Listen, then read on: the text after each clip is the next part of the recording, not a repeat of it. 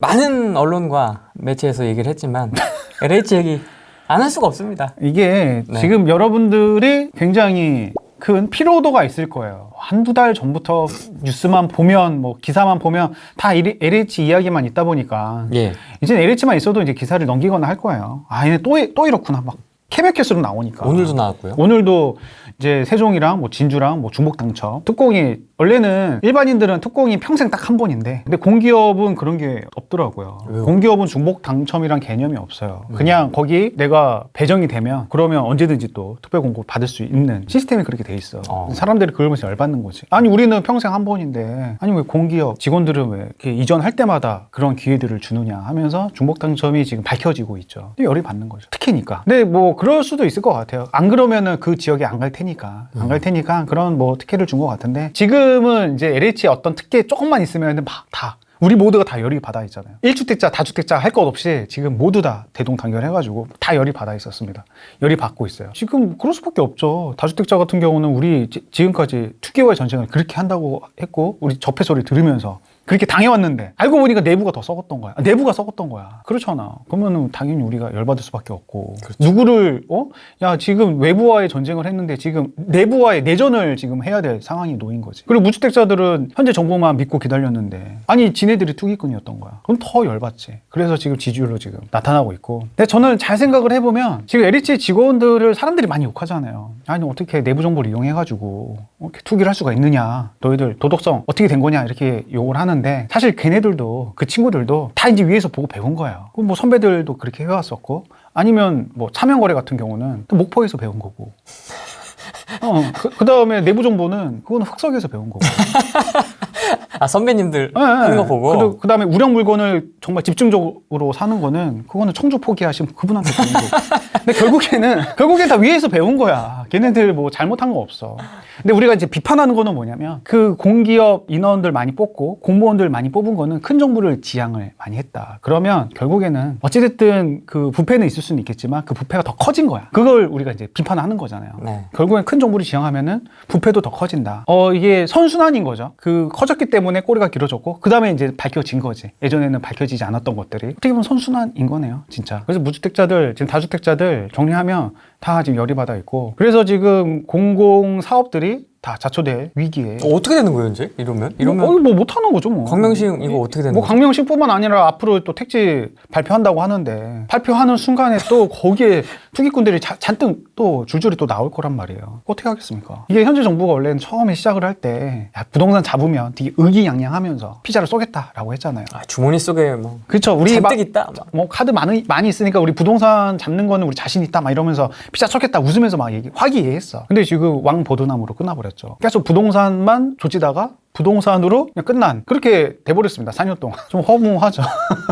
허무해. 부동산으로 투기와의 전쟁을 하다가 내부 내전으로 끝나버렸죠. 참 씁쓸하고 4년 동안 뭐 했나 그런 생각도 들고 안타깝습니다. 여러 가지로. 진짜 부동산 얘기만 4년 내내 했었던 것 같아요. 4년 내내 그것만 했죠. 기억에 남는 거라고는. 다른 건 없어요. 제대로 한 건 없죠. 오히려 더 양극화만 더 심해졌고 무주택자들은 벼락거지가 됐고 다주택자들은 세금으로 다 환수 조치 당하는 위기에 처했고 지금 뭐 공시가도 너무 많이 올라가다 보니까 이런 상황에서는 사실상 대응을 못하면 내 재산을 지킬 수가 없어요. 종부세가 전에도 말씀드렸다시피 너무 많이 올랐어. 너무나 많이 올랐어. 아직 고지서 못 받으신 분들은 체감이 안 될 거야. 근데 과세 표준이 한 12억이 넘어가면 10억 넘기 쉬워요. 왜냐면 서울아파트 두 채가 서울아파트 평균 가격이 10억인데 두 채만 있어도 공제 6억 빼고 14억이니까 14억이잖아요. 그러면 10억을 훌쩍 넘는 건데 13억 넘어가면 기존의 세율이 1.6에서 이제 3.2%.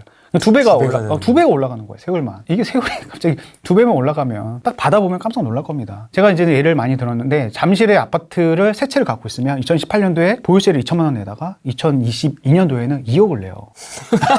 10배. 10배가 올라. 보유세만. 이거 누가 버티겠냐고 이걸. 다 팔 수밖에 없죠. 팔거나 뭐 증여하거나 아니면 임대를 줄 수 없는 상황에 생깁니다. 그럼 임대를 누가 제공을 합니까? 국가가 이제 공공으로 다 짓는다고 해가지고 지금 3기 신도시라든지 아니면 공공개발을 통해서 임대주택을 많이 짓는다고 했어요. 국가가 책임진다라는 거지. 근데 그게 다 자초될 위기에 처했죠. 그럼 어떻게 되는 거야? 임대는 어떻게 되는 거야, 그럼? 민간도 책임져 주지 않고 공공도 책임져 주지 않는 거야. 임대는 어떻게 되는 겁니까?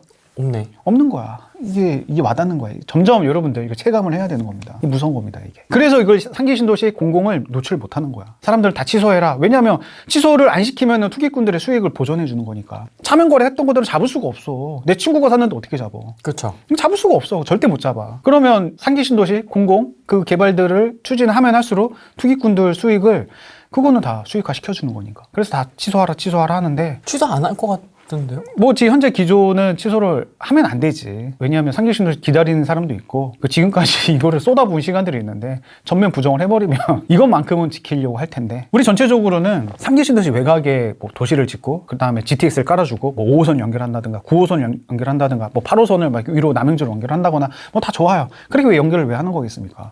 외곽에 사람들을 분산을 시키고 외곽에 있는 사람들이 뭐 강남으로 출퇴근할 수 있게 철도를 연결을 해주는 거거든요. 근데 그렇게 하면은 도시적으로는 발전이 안 좋아. 도시적으로는 사회적 비용이 많이 들어가잖아요. 길바닥에 버리는 시간이 그만큼 늘어나는 거니까. 그러면 그럴 바에는 그냥 도심의 재개발을 활성화시켜가지고 그냥 다 높게 짓고 컴팩트 시티로. 그러면 사람들이 원하는 곳에서 출퇴근도 훨씬 더 가깝고 더 연계가 더 빨리 되면서 도시 개발은 훨씬 더 그게 더 유리하거든요. 나는 그렇게 했으면 좋겠어요. 나중에 인구가 더 줄어들 텐데 인구가 이제 줄어들잖아요. 벌써 이제 올해부터 작년부터 인구가 줄어든다라고 발표를 했습니다. 근데 상계신도시를 막 짓고 뭐 10년 뒤, 20년 뒤, 먼 훗날 뭐 20년 뒤에는 정말 인구가 줄어드는 본격적으로 줄어드는 시기가 올 텐데 그러면 일본처럼 빈집이 생길 수도 있어요. 그 사회적 비용이 더 늘어날 거야.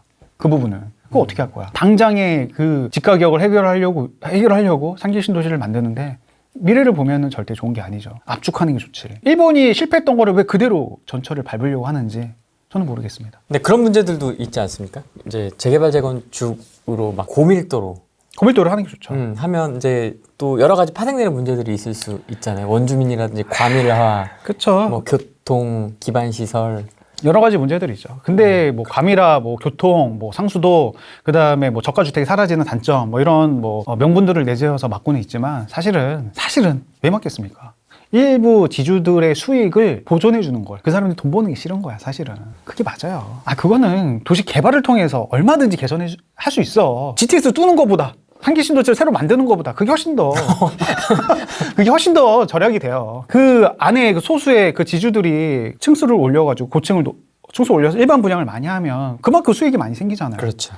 그게 싫은 거야, 사실. 우리 알잖아요. 네. 그게 싫은 거야. 그거를 인정을 해주고 그 사람들 수익을 인정해주고 정말 집을 많이 지으면 나중에 집가격이 떨어져. 상향 편준화 되는 게 좋잖아요. 집이 많아지면은 당연히 집가격이 떨어지지. 우리 허니버터칩, 근데 마스크 걔네들 가격을 잡은 거는 대량 공급이었어. 주택 똑같아요. 대량 공급을 많이 하면 돼. 근데 그걸 왜 안 하겠어요? 단기간에 수익을 보존해주고 단기간에 집을 부시고 지을 동안에 가격이 올라갈까 봐 그게 무서우니까 그냥 안 하는 거잖아. 그래서 상기신도시 아무것도 없는 비닐하우스 그냥 철거하고 그냥 거기다가 그냥 집을 짓는 거야. 근데 나중에 그 큰 부작용들은 어떻게 감당할 거야? 우려스러운 개인적인 견해입니다. 다급한 게 보여요. 지금 지지율이 막 꺾이고 있고 이미 레임덕이 가소가 된다라는 그런 위기감에 조금만 뭔가 위기감을 감지가 되면 바로바로 즉각 대응을 하는 것들을 확인할 수가 있는데 여론 돌리기에는 쉽지가 않죠. 왜냐하면 서울시장 그다음에 부산 지주를 보면은 그게 여론이 보이거든요. 사실 이제 더 이상 센 규제는 나오기 힘들 것 같고 제가 이제 작년에도 그렇게 얘기를 했습니다. 규제 꺾이니까 센 규제 나오기 힘들 것 같고 앞으로는 그런 정책의 기조 스탠스가 조금씩 바뀌지 않을까. 바뀌면 아무래도 양도세 중과도 계속 이제 시장의 전문가들이 중과를 풀어야 매물이 풀리면서 그래도 매매가는 안정이 될 수 있다. 이런 조언들을 많이 하잖아요. 그런 것들을 받아들이면서 어느 정도는 규제가 완화가 되지 않을까. 좀 숨통을 틔워줄 거라고 보세요? 그러지 않을까요? 지금 해결된 게 없으니까. 근데 이렇게 이제 규제가 완화가 되려면 집가격이 하락을 해야 되거든요. 집가격이 하락을 해야 좀 완화가 되는데 지금 상황에서 상승장에서 완화하기는 쉽지는 않아요. 솔직히. 그런데 계속 묶일 수도 없는 노릇이니까 양도세 일시적인 완화 카드는 쓰지 않을까. 작년도 그렇게 해서 강남이 좀 하락을 했거든요. 충분히 예상해 볼 수 있죠. 빌라 투자하신 분들, 빌라 갖고 계신 분들 올 스톱이 됐죠. 저 이사 대책 이후에 빌라를 사면은 현금 청산이니까. 그래서 무서워서 어디를 사야 될지 모르니까 아예 거래가 다 끊겼습니다. 그럴 수밖에 없지. 내가 사자마자 현금 청산이면 어떡할 거야. 근데 잘 생각을 해보면 공공 시행으로 하는 방식은 그 안에 있는 지주들도 다 반대를 해. 오히려 우리는 공공 시행 안 한다고 홍보를 해. 애초부터 동의서를 거둘 때부터. 현수막을. 네. 우린 공공 시행 절대 안 한다. 그리고 제가 공공 시행으로 여긴 할 것 같다라고 제가 블로그에 올렸어요. 갑자기 댓글이 막 달려. 우리 공공 시행 안 할 거다라고. 어떻게 알고? 어떻게 알고 와? 그래서 제가 답 댓글로 죄송합니다. 제가 몰랐습니다. 이렇게. 근데 공공시행하는 것 자체가 그 지주들은 정말 끔찍하기도 싫어. 그럴 수밖에 없지. 토지거래 허가구를 묶이는데 수익실현을 못하잖아. 그리고 개발이 될지 안 될지도 몰라. 10년이 될지 20년이 될지도 몰라. 그때 또 여기서 묶여야 돼. 이사도 못 가. 계속 살아야 돼. 좋겠습니까? 다 누구도 반대해. 이게 진행이 될 것 같아. 진행 안 돼. 그거는. 절대 이건 현실성 없는 거고 이상주의의 꿈의 나라를 생각하는 그런 대책인 거예요, 사실. 그 누구도 바라질 않아. 아니, 재개발하는 게 얼마나 어려운데. 제가 자주 얘기하는 게 주차장 층고 높이 1m. 그 안에 그 옵션 시스템 에어컨이 들어가냐 안 들어가냐. 그거 하나 차이로 인해서 몇 개월이 또 사업이 지연이 돼요. 제가 또 아시는 분은 시행을 하려고 그 지역에 있는 할아버지들 다 찾아가가지고 명절 때마다 다 절하고 인사를 하고 동의서 받으려고. 딱 그런단 말이야. 얼마나 하기 힘든 건데, 사실은. 그렇게 재개발 의견을 일치하기가 힘든 건데 그거를 공공에서 다 주도하겠다. 그리고 공무원이 하겠다. 말도 안 되는 일입니다. 그건. 그래서 저는 이거는 현실성 없다고 봤고, 근데 이번에 또 LH 투기로 인해서 공공에 대한 그런 원동력들, 그런 활력들, 그 명분들이 다 사라지면서 할 수가 없게 됐죠. 못하죠, 사실. 어떻게 하겠습니까? 지금 주민들을 설득할 수가 없어요. 너희들부터 지금 제대로 돼 있지 않은데 누구 보고 지금 너희들이 공공주도하는 걸 우리가 믿겠냐. 그렇죠. 그렇게 될 수밖에 없는데 과연 하겠습니까? 안 하지. 근데 민간 재개발을 활성화시키면 기존에 했던 공공시행은 전면 수정될 확률이 높죠. 물론 임기가 1년밖에 안 돼 있으니까 그 안에 어떻게 하냐 반대 측에서 얘기를 하고 있긴 하지만 그게 이제 서울 시민의 선택이기 때문에 오세훈 서울시장이 이제 공공 개발 안 하고 이제 민간으로 하겠다. 민간 개발이 활성이 되면 주변에 있는 이제는 빌라들도 거래가 이제 트면서 가격이 올라갈 여지들이 있죠. 지금 좀 주춤할 때 임장을 나서는 것도 나쁘지 않고, 제가 일화를 얘기를 하면 오세훈 서울시장의 단일화가 이제 확정이 되면서 부동산에서 몇 군데서 연락이 왔어요. 팔라고요?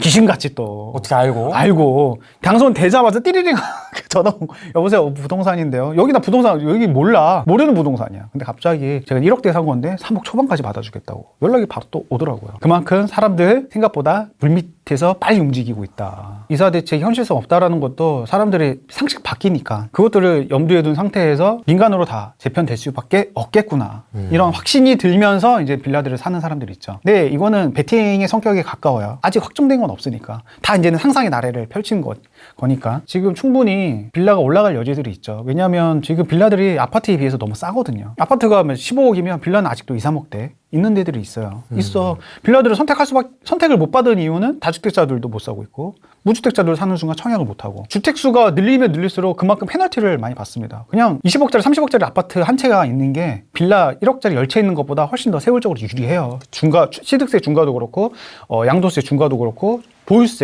보유세도 그렇고. 그렇기 때문에 이제 빌라는 다주택자들, 무주택자들 다 외면받은 상품입니다. 근데 얘네들이 이제 가격의 저평가가 얼마든지 아파트가 된다라는 확신이 있으면 저평가가 이제 뚫을 수 있는 거죠. 충분히 올라갈 수 있는 그런 에너지가 있죠. 지금 이게 상품별 비교를 하면 아파트에 비해서 지금 빌라가 못 따라가고 있죠, 지금. 많이 못 올라가고 같이 있죠. 붙어줘야 되는데 10년 이상 못 올라갔어요. 근데 여러분들, 제가 이제 빌라를 보유하고 있는 자로서의 그런 행복회로니까 감안해서 들어주십시오. 예, 이건 객관화가 안 될 수 있어요. 제가 얘기하는 것도. 지금 2007년에 빌라가 아파트보다 훨씬 더 많이 올랐거든요. 근데 빌라가 거의 2배 올랐으니까 거의 비슷해요. 아파트가 오르면 뭐 사야지 막 하다가 이제 아파트 못 사잖아요. 너무 많이 올랐으니까. 투자금도 너무 많이 들어가고. 그러다가 이제는 뭐 사야지 하다가 대체 상품으로 이제 빌라를 보는 거죠.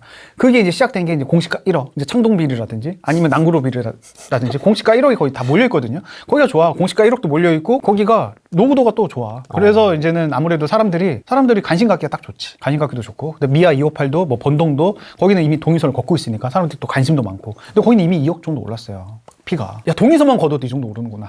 그러면 동의서 아직 걷지 않고 그다음에 노후 구역이 충족된 데를 찾자 하면서 공시가 1억을 보다가 이제 창동도 가고 남구로도 가고 의정부도 가고 그다음에 의왕도 가고 인천도 가고, 인천에 뭐 만수동 이런 데도 많이 갔잖아.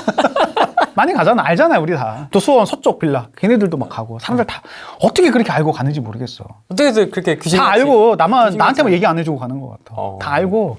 근데 이제 좀 위험할 수 있는 게 순간 급등할 수 있거든요. 그럼 누군가 단기 고점에 잡을 수 있다는 점 또 하시고 이게 투자 임해야 되지, 무작정 이게 재개발이 될 거니까 무조건 존버할 거야, 그 마인드로 접근하시면 안 돼요. 이게 안 될 수도 있어요. 이게 초기 재개발은 언제든지 무산이 될 수 있으니까 그 위험성은 알고 투자하자. 그러면 동의서 걷는 거는 분위기는 뭐 거기 이제 물어보면 되는데 네. 노후도나 이런 거는 어떻게 확인을 하면 좋을까요? 솔직히 노후도 확인하는 것도 일반인이 알기 힘들어요. 부동산 플랜이 보고 빨간색이 많으면은 여기는 누군가가 선을 그으면서 여기는 될 것 같다 하면서 분위기를 막 띄우죠. 막 블로그도 올리고 막 카페도 올리고 단톡방 단톡방에도 올리고 하면 사람들이 막 퍼나르면서 이제 여기가 이제 막 이제 부흥되는 게 있어요. 그것도 약간 간간히 오류도 있더라고요. 노후도. 그렇죠. 걔네들이 빨간색이지만 사실은 신축이 될 수도 있는 거고 바로바로 반영은 안 되죠. 반영이 실시간으로 되는 건 아니니까. 그래서 근데 요즘은 지금 노후도 비율을 낮춘다라고, 왜냐면 그 개발이 너무 안 되니까 이런 이야기들도 있어서 그러면 빌라 시장이 충분히 좋지 않을까 앞으로는. 제가 지금 보유한 빌라가 2017년부터 제가 사 모으기 시작을 했거든요. 3호. 아니 내가 살 때만 해도 그때는 아무도 관심이 없었어요. 야, 그걸 왜 사? 간절함에 샀어요 저는. 왜냐면 그때 거의 망하는 분위기였으니까 이거라도 해야지. 내가 지푸라기 잡는 심정을 했고 분석을 해보니까 너무 싼 거야. 아니 사자마자 돈이 생기는데 얼마나 좋아. 왜 이거 좋은 걸 안 하지? 얼마 전에 달천 행님이 지산을 사면서 막 전해줬는데 사람들이 안 샀다고 얘기를 하잖아요. 이게 수익률이 막 10% 가까이 나오는데 왜 안 사지? 저도 똑같은 심정으로 빌라를 사 모았어요. 이게 좋은데? 임대사업자를 활용하면은 취득세도 안 들고 보유세도 하나도 안 들고 양도세도 중과도 없고 그러면서 매매랑 전세랑 거의 같아. 오히려 전세가 높은 경우도 많아. 아무도 안 살려고 하니까 이게 좋은 걸 왜 안 하지? 하면서 저는 막 사 모았거든요. 제가 사 모았던 게 3룸은 1억 정도 올랐고 2룸은 한 5천 이상 다 올랐어요. 투자금도 안 들고 그렇게 오르면 좋은 거잖아. 그렇죠. 그렇죠. 네. 이제 지금은 사람들이 이제 그런 거 사기 힘들고 재개발 될 거를 막 찾으면서 사고 있는데 생각의 전환을 바꿔서 오히려 재개발이 확 안 돼 있는 것들을 저평가 돼 있는 거를 사는 게 오히려 나을 수도 있습니다. 왜냐하면 재개발된 것들이 막 올라가면 걔네들도 이제 따라 올라가거든요. 일반. 네, 일반 덩달아서 따라 올라가요. 걔네들은 가격이 일단 싸니까 단기 고점은 잡지는 않잖아 내가. 그래서 전략을 좀 수정을 해서 내가 누구보다 진입해서 초기 재개발을 잡을 수 있다 하시는 분들은 해도 돼. 아니신 분들은 그냥 임장해가지고 좋은 입지에 그냥 재개발 그런 호재 없는 그런 빌라를 잡는 것도 나쁘지 않다라는 게 제 생각입니다. 그러면 지금 시점에서는 재개발 예정 가능성이 있는 썩빌보다는 일반 빌라를 봐야 되나요? 어떻게 봐야 될까요? 투자금에 따라 다르겠군요. 그렇죠. 근데 오히려 지금 썩빌이 투자금이 더 많이 들어가요. 거의 뭐 요즘에 1억 넘게 들어가는. 먼저 관심을 갖기 시작했죠. 그렇죠. 요즘에는 어떻게든 알고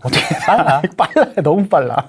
너무 빠르니까 그냥 서울에 지분을 갖겠다라는 그런 마인드로 그냥 서울에 빌라 하나 정도 장만하는 것도 나쁘지 않다. 요즘에 뭐 청약 당첨받아도 10년은 팔지를 못해요. 그러면 수익 실현을 못하는 거잖아요. 그럼 빌라도 10년을 기다리면 충분히 수익을 낼 수 있다. 그 마인드로 접근을 하셨으면 좋겠습니다. 투미부동산님 언제 뵀었나요? 네. 투미부동산님 언제 만나셨죠? 유튜브 녹화를 얼마 전에 했거든요. 거기서 투미 김재균 소장님을 뵀어요. 실제로 봤는데 훤칠하시고 네. 되게 잘생겼죠. 얼굴도 되게 작으시고 네, 잘생겼어요. 아니, 화면에 그거 다 담지 못하더라고요. 그 외모를? 네, 담지 못해. 코도 되게 높으시고 깜짝 놀랐어. 피부도 너무 좋으시고. 맞아요. 목소리는 또 얼마나 다정다감한지 아세요? 이렇게 다 가진 사람 보면 갑자기 저도 이제 끌어내리고 싶은. 짜증나는 사람들이 몇 명 있어. 그쵸. 끌어내리고 싶은 사람들이. 그렇죠. 무주택자의 마음이 살짝 이해가 됩니다. 그 순간만큼은. 농담이에요, 농담. 근데 이제 서울 빌라를 투자하고 싶어도 잘 생각을 해봐야 되는 게 종부세 때문에 취득세랑 이 부분에서 여러분들이 투자를 못해요. 공시가 1억을 왜 투자하겠습니까? 취득세 부담이 없고 또 보유세 부담이 덜하니까. 그런데 그 공시가 1억이 넘어가는 순간에 취득세를 12% 내야 되고 13.4% 내야 되죠. 그 다음에 이제 종부세 내 공제 6억을 다 채워버리니까 투자할 수가 없어요. 그래서 빌라를 투자하는 거를 그렇게 추천드리고 싶진 않아요. 구만수 박사님도 토지 투자 전문가신데 토지 하지 말라고 얘기하잖아요. 그냥 대놓고. 저도 똑같은 심정이에요. 그냥 빌라 투자하지 마세요. 그냥 이거는 선수들의 영역으로 남겨놔야지 괜히 ሾ퍼들이 와가지고 그냥 물릴 수 있으니까. 아파트는 물려도 좀만 존버하면은 그래도 하다가 올라가는 경우가 있어요. 단기간에. 근데 빌라는 14년 동안 못 올랐거든. 14년 동안 물리면은 그 사람은 어떻게 되겠습니까? 그러니까 아마 그 돈이 가장 큰 이슈였던 것 같아요. 빌라에 관심을 갖는 것 자체가. 싸니까. 네. 싸니까 관심 갖는 거죠. 뭐라도 사야 되는 거 아니냐 그렇죠. 싶으니까. 벼락거지 된 것 같으니까 이거라도 잡자라는 네. 건데 이거라도 잡자 그래가지고 지금까지 내가 계속 관심 없었는데 이거라도 잡자라는 거는 내 스탠스가 상황에 따라서 막 변하는 거죠. 그러면 안 돼. 내가 중심을 갖고 나만의 기준을 잡고 투자를 해야 되는데 뭐가 좋대. 우르르 가고 막 부하내동 해가지고 막 투자하면은 이용당합니다. 충분히 수익을 낼 수 있는 아파트도 있거든요. 지방 아니면 또 수도권. 같은 투자금으로도 같은 투자금은 아니지. 조금 더 들겠지만 조금 더 두더라도 아파트로 수익을 냈으면 좋겠다. 훨씬 쉽고 훨씬 더 단기간에 수익을 낼 수 있으니까. 쉬운 길을 있는데 어려운 길을 굳이 찾아서 안 들어갔으면 좋겠다 라는 게 제 생각이고, 내가 정말 간절하고 투자금이 하나도 없고 빌라 투자를 해야겠다 하시는 분들은 말리진 않겠지만 정말 어려워요. 어려워서 선뜻 권하기가 어려워. 여기는 정말 선수들이 많아. 까딱하다가는 정말 당할 수가 있어요. 당하신 분들도 많이 봤어. 많이 봤고 그것 때문에 고통받으신 분들도 많이 봤고 빌라를 그 애물단지가 돼서 팔고 싶어 하시는 분들도 많이 봤어. 근데 제가 여기서 뭐 사라 해가지고 덥석 살까봐 무서워서 그냥 아파트 그냥 하셨으면 좋겠습니다. 아파트가 단기간에 공부해서 단기간에 수익 낼 수 있는 거는 아파트가 최고입니다. 그래서 저도 주변에 아파트를 많이 사주고 있어요. 빌라를 안 사주고 있어요. 아파트 사주고 있어요. 최근에 거기 사주는 거 도움도 주셨다고 제가 블로그도 봤습니다. 그렇죠. 저는 지금 무주택자들, 친구들, 지인들, 그다음에 가족들, 친척들 다 사주고 있거든요. 개몽하고 계시는군요. 다 개몽하고 있죠. 아주 다 가지고 지주 만들면서 아주 내 편으로 다 만들려고. 아무리 그러니까 설득하고 아무리 내가 자유주의 마인드를 장착시키고 싶어도 안 돼. 네. 안 돼. 집 사면 마인드가 바뀌어. 아. 그러면서 자연스럽게 얘기가 되면서 오히려 이제 행복해지는 그런 광경들을 저는 겪었기 때문에 집을 사주는 게 그 친구도 좋고 나도 좋더라고요. 무주택자 친구들 만나면 이게 눈치 보여가지고 겉도는 이야기들만 해요. 아시잖아요. 괜히 쓸데없는 이야기, 뭐 여기는 음식이 뭐 짜니, 뭐 맛있니, 뭐 이렇게 재료가 뭐 들어가니, 뭐 이런 이야기 전혀 관심도 없는데 가격이 이 정도 가격이면 딴 데서 이걸 먹을 텐데 하면서 가성비 이야기도 하고, 아이고 쓸데없는 이야기를 왜 해? 그래서 드라마 이야기하고 뭐 그러는데 뭐 펜트하우스 얘기하고. 근데 그런 거보다 그냥 미래지향적이고 그다음에 앞으로 투자 이야기 이런 것들을 하고 싶은데 근데 할 수가 없지. 무주택자 친구들 앞에서는 공감대가 전혀 다르니까 적폐소리 이야기만 듣죠. 근데 이 친구가 집을 갖는 순간에 이제 자연스럽게 관심을 가지면서 대화가 더 재밌게 흘러가요. 그래서 지금 많은 그런 무주택자 지인들을 먼저 이제 요청이 오고 자기가 사고 싶다라고 의지가 있으면 적극적으로 같이 임장 가면서 도와줍니다. 그 좀 바뀌신 분들이 계신가요, 좀? 많이 바뀌었죠. 스탠스가? 완전히 싹 바뀌었어요. 싹. 저번에도 말씀드렸듯이 서는 것이 딱 달라지는 순간에 풍경이 확 이제 바뀌는 것 같습니다. 당연히 저는 그래요. 무주택자는 진보 소양이 강할 수밖에 없다라고 보고 있습니다. 왜냐하면 내가 가진 게 없으니까 지킬 게 없고, 그리고 정치인들이 내 마음을 대변해 주면서 세금을 걷어서 복지해 준다고 하면 당연히 뭐 무주택자들은 좋지, 지지할 수밖에 없지.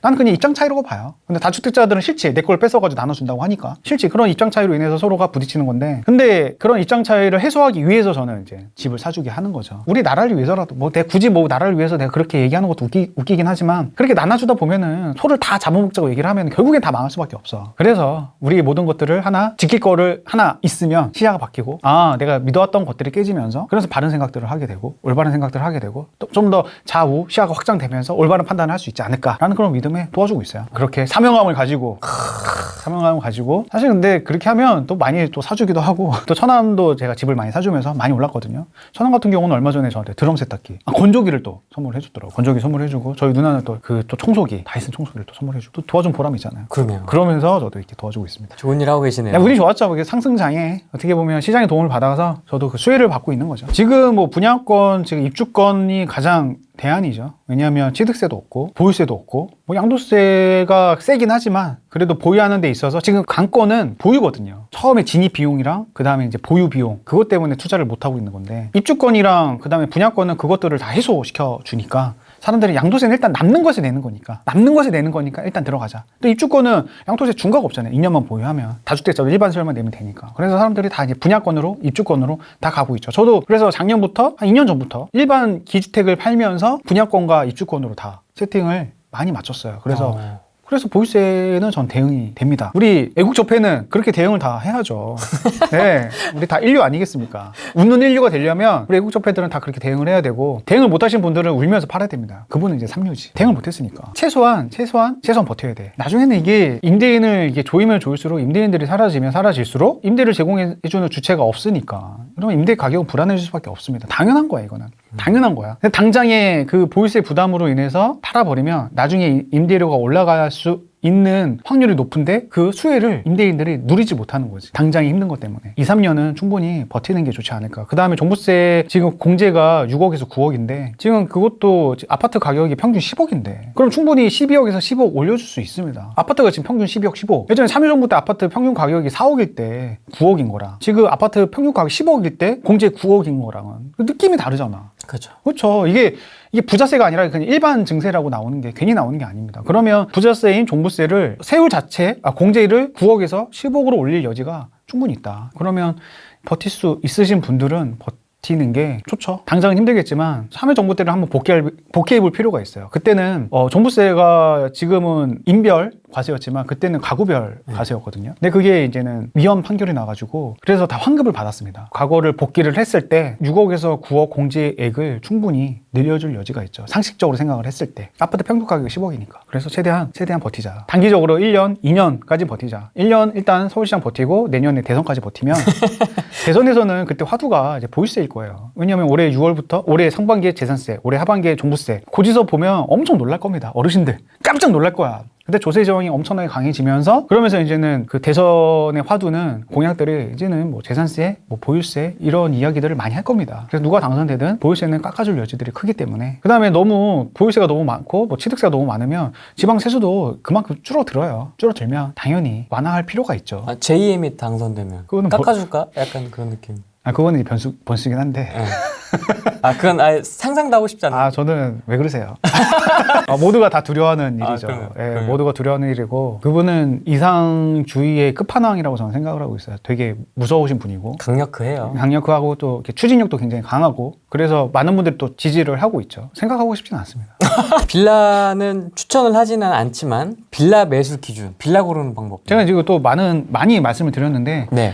간단하게 빌라 저평가 고평가를 확인할 수 있는 방법이 있어요. 간단하게 아주가 누구나 할 수 있어. 빌라 전세 대출의 기준을 보시면 돼요. 전세 대출의 기준. 빌라는 시세가 없잖아요. 아파트는 그냥 전세 가격의 80%까지는 전세 대출이 나와요. 그냥 믿고 해주는 거지. 근데 빌라는 그렇게 해주지 않습니다. 왜냐하면 빌라는 전세 가격이 아파트보다 더 비싼 경우도 있기 때문에 어떤 은행마다 그리고 보증하는 보증사마다 기준이 다 달라요. 허그는 어떤 기준을 쓰냐면 공시가의 150%까지 하고 그 상태에서 80% 대출을 해줍니다. 만약에 2억이면 공시가가 2억이면 3억에 80%까지는 대출 나와요. 2억 4천까지 나오는 거죠. 그러면 내가 공시가가 2억인데 매매가가 한 2억 2천에 매물이 나왔어. 그러면 난 전세 대출을 2억 4천까지 받을 수 있는 거야. 그리고 보증보험까지 가입이 돼요. 안심 대출이 나오니까. 전세 세입자도 보증금을 지킬 수 있고 저도 충분히 수익을 낼 수 있고 싸게 샀으니까 기준을 그렇게 잡아줬잖아요. 감정을 그렇게 해준 거야. 기준을 잡아준 거야. 공시가라는 게 빌라는 시세가 없기 때문에 이거 하방 경직이 됩니다. 그리고 공시가 이하로는 사람들이 또 안 팔죠 당연히. 그 이상으로 팔려고 하니까. 그래서 공시가 150%에 80% 전세 대출 그렇게 해준다. 그 기준을 잡고 빌라를 보시면 저평가 고평가를 시켜 누구나 확인할 수가 있어요. 너무나 쉽죠. 네. 근데 이것만 보시면 안 되고 빌라는 너무 개별성이 강하기 때문에 직접 눈으로 확인하는 게 가장 좋아요. 발품을 팔면서. 그 다음에 이제 공시가를 확인하면 조금 더 객관적으로 볼 수가 있죠. 빌라를 가장 중점적으로 볼 때 투룸을 요즘에 비선호해요. 왜냐면 요즘 여러분들 잘 생각을 해보면 신축 빌라를 한번 구경을 한번 가보세요. 신축 빌라 다 쪼개서 정말 작게 지어요. 정말 작게. 딱 보면은 전용이 9평밖에 안 돼요. 신축 빌라는. 거의 원룸보다 살짝 큰 정도거든요. 3룸도 그렇게 크지 않아요. 3룸도 전용 45 이 정도 이내예요. 그러면 평수가 큰 빌라는 당연히 희소하겠죠. 평수가 큰 빌라는 신축에 있지 않고 구축에 많이 있습니다. 예전에 땅값이 좀 더 저렴했고 뭐 엘리베이터가 없어서 그 지분만큼 그 빌라를 크게 분양한 곳들이 많아요. 그런 것들이 오히려 더 희소성이 있어요. 요즘 오히려 더 훨씬 더 희소성이 있어요. 그리고 대지를 많이 깔고 있어가지고 공시가는 높고 매매가는 오히려 더 다운이 되어 있습니다. 아무도 선택을 안 하니까 그것들을 올수를 싹 하고 전세를 놓으면 내가 원하는 가격보다 충분히 높게 받을 수가 있죠. 그런 것들이 투자하는데 훨씬 더 좋아요. 신축보다는 대지가 많고 그 다음에 평수가 넓은 3룸, 화장실 2개 그런 것들이 좋습니다. 네. 신축 빌라는 좀 너무 비싸게 분양해요. 너무 작아요. 그리고 너무 많아. 그거보다 이제 구축 빌라 10년 정도 된 구축 빌라고 엘리베이터까지 있으면 더 좋고 주차까지 되면 더 좋고 그 상태에서 희소성 있는 3룸 빌라 투자하면 전세 가격 꾸준히 올리면서 자산이 늘어날 수 있습니다. 중요한 팁이야. 제가 아무렇게나 툭툭 던지면서 얘기하는데 이거 진짜 중요한 겁니다. 이거. 저는 못하겠지만 네. 이게 분명히 하실 수 있는 분들이 있을 거예요. 네. 이런 팁들을. 투룸 투자하지 마시고 3룸 투자하세요. 근데 재개발 투자하시는 분들, 초기 재개발 하시는 분들은 투룸이 좋지. 아, 그렇죠. 그렇죠. 투자금이 아무래도 투자금이 작은 게 더 좋죠. 그 사람들은. 비대님 빌라 안 팔린다고. 네. 빌라 저 되게 잘 팔았는데. 지방 빌라는 어떠세요? 굳이 뭐 지방 빌라까지 해야 되나요?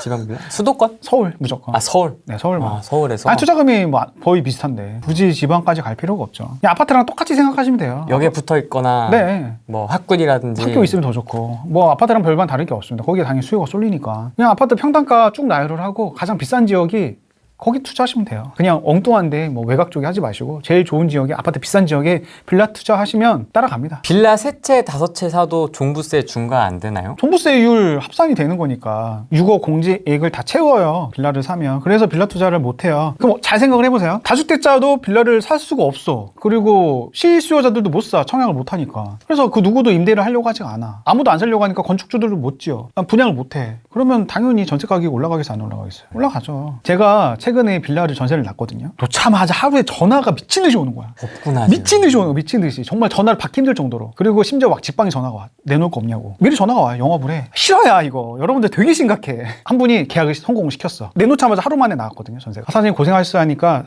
저 정말 행복해요. 이 물건 안 뺏기고 제가 계약할 수 있어서 오늘 생일인데 생일 선물 받은 것 같아요. 황송합니다 지금 이런 거예요 지금? 정말로 그래요. 세입자가? 아니 빌라가 별것도 아니야. 그냥 역세권 한 500m 정도 되는 그냥 빌라인데 10년 정도 됐고 전세가 없군요, 빌라도. 제가 그거를 기존에 2억 6천에 전세를 놨는데 3억 1천에 뺐어요. 20%나 올렸네. 제가 그걸 2억 4천에 산 거예요. 2년 전인가 3년 전에. 제가 1억 7천에 산 거는 이미 전세가 2억 7천까지 나갔고 그러면 1억 오른 거잖아요. 연식은 얼마나 된 겁니까? 2012년식. 10년씩. 네, 2012년식. 10년 차. 네, 이제 정도 10년 정도 되네. 됐네요. 10년 정도 됐는데 이제 전세가 없으니까 이제 무조건 나가요. 그 누구도 빌라를 안 살려고 하니까 건축주들도 보지했습니다. 그 다음에 그 이행강제금이 너무나 강력하기 때문에 지금 남는 게 없어요. 빌라 지으시는 분들도 말씀드렸잖아요. 확장하는 부분을 그 테라스로 놓은 상태에서 분양가를 올려서 팔아요. 요즘에는. 예전에 2억에 분양할 거를 요즘 3억 5천, 4억에 분양을 해. 쪼개서 분양을 해야 되는데 쪼개서 못 분양하니까. 그냥 아예 비싸게 분양을 해야지 남는 거니까. 땅값이 워낙 올라갔잖아요, 지금 요즘에. 빌라 분양하는 게 수지타산이 안 맞아가지고 요즘에 웬만해서는 분양이 쉽지가 않습니다. 그 다음에 예전에는 빌라 그 R이라고 하잖아요, 수수료. 네, MGM. 네, R이 예전에는 R 20개까지 올랐는데 지금 R이 5개 이내로 다 떨어졌어요. 그만큼 빌라 팔기가 수월하다. 임대 놓기도 수월하다. 없으니까. 임대사업자 제도가 자체가 다 축소가 됐기 때문에 예전에는 빌라왕들이 많이 사줬는데 빌라왕들도 못 사주고 있어요. 빌라왕. 못 사줘요. 빌라왕 형님들 잘 계세요? 네, 잘 계시고 있습니다. 아, 잘 계속 투자하고 네, 계세요? 잘 계시고 아, 있어요. 멋지네. 역시 왕이다.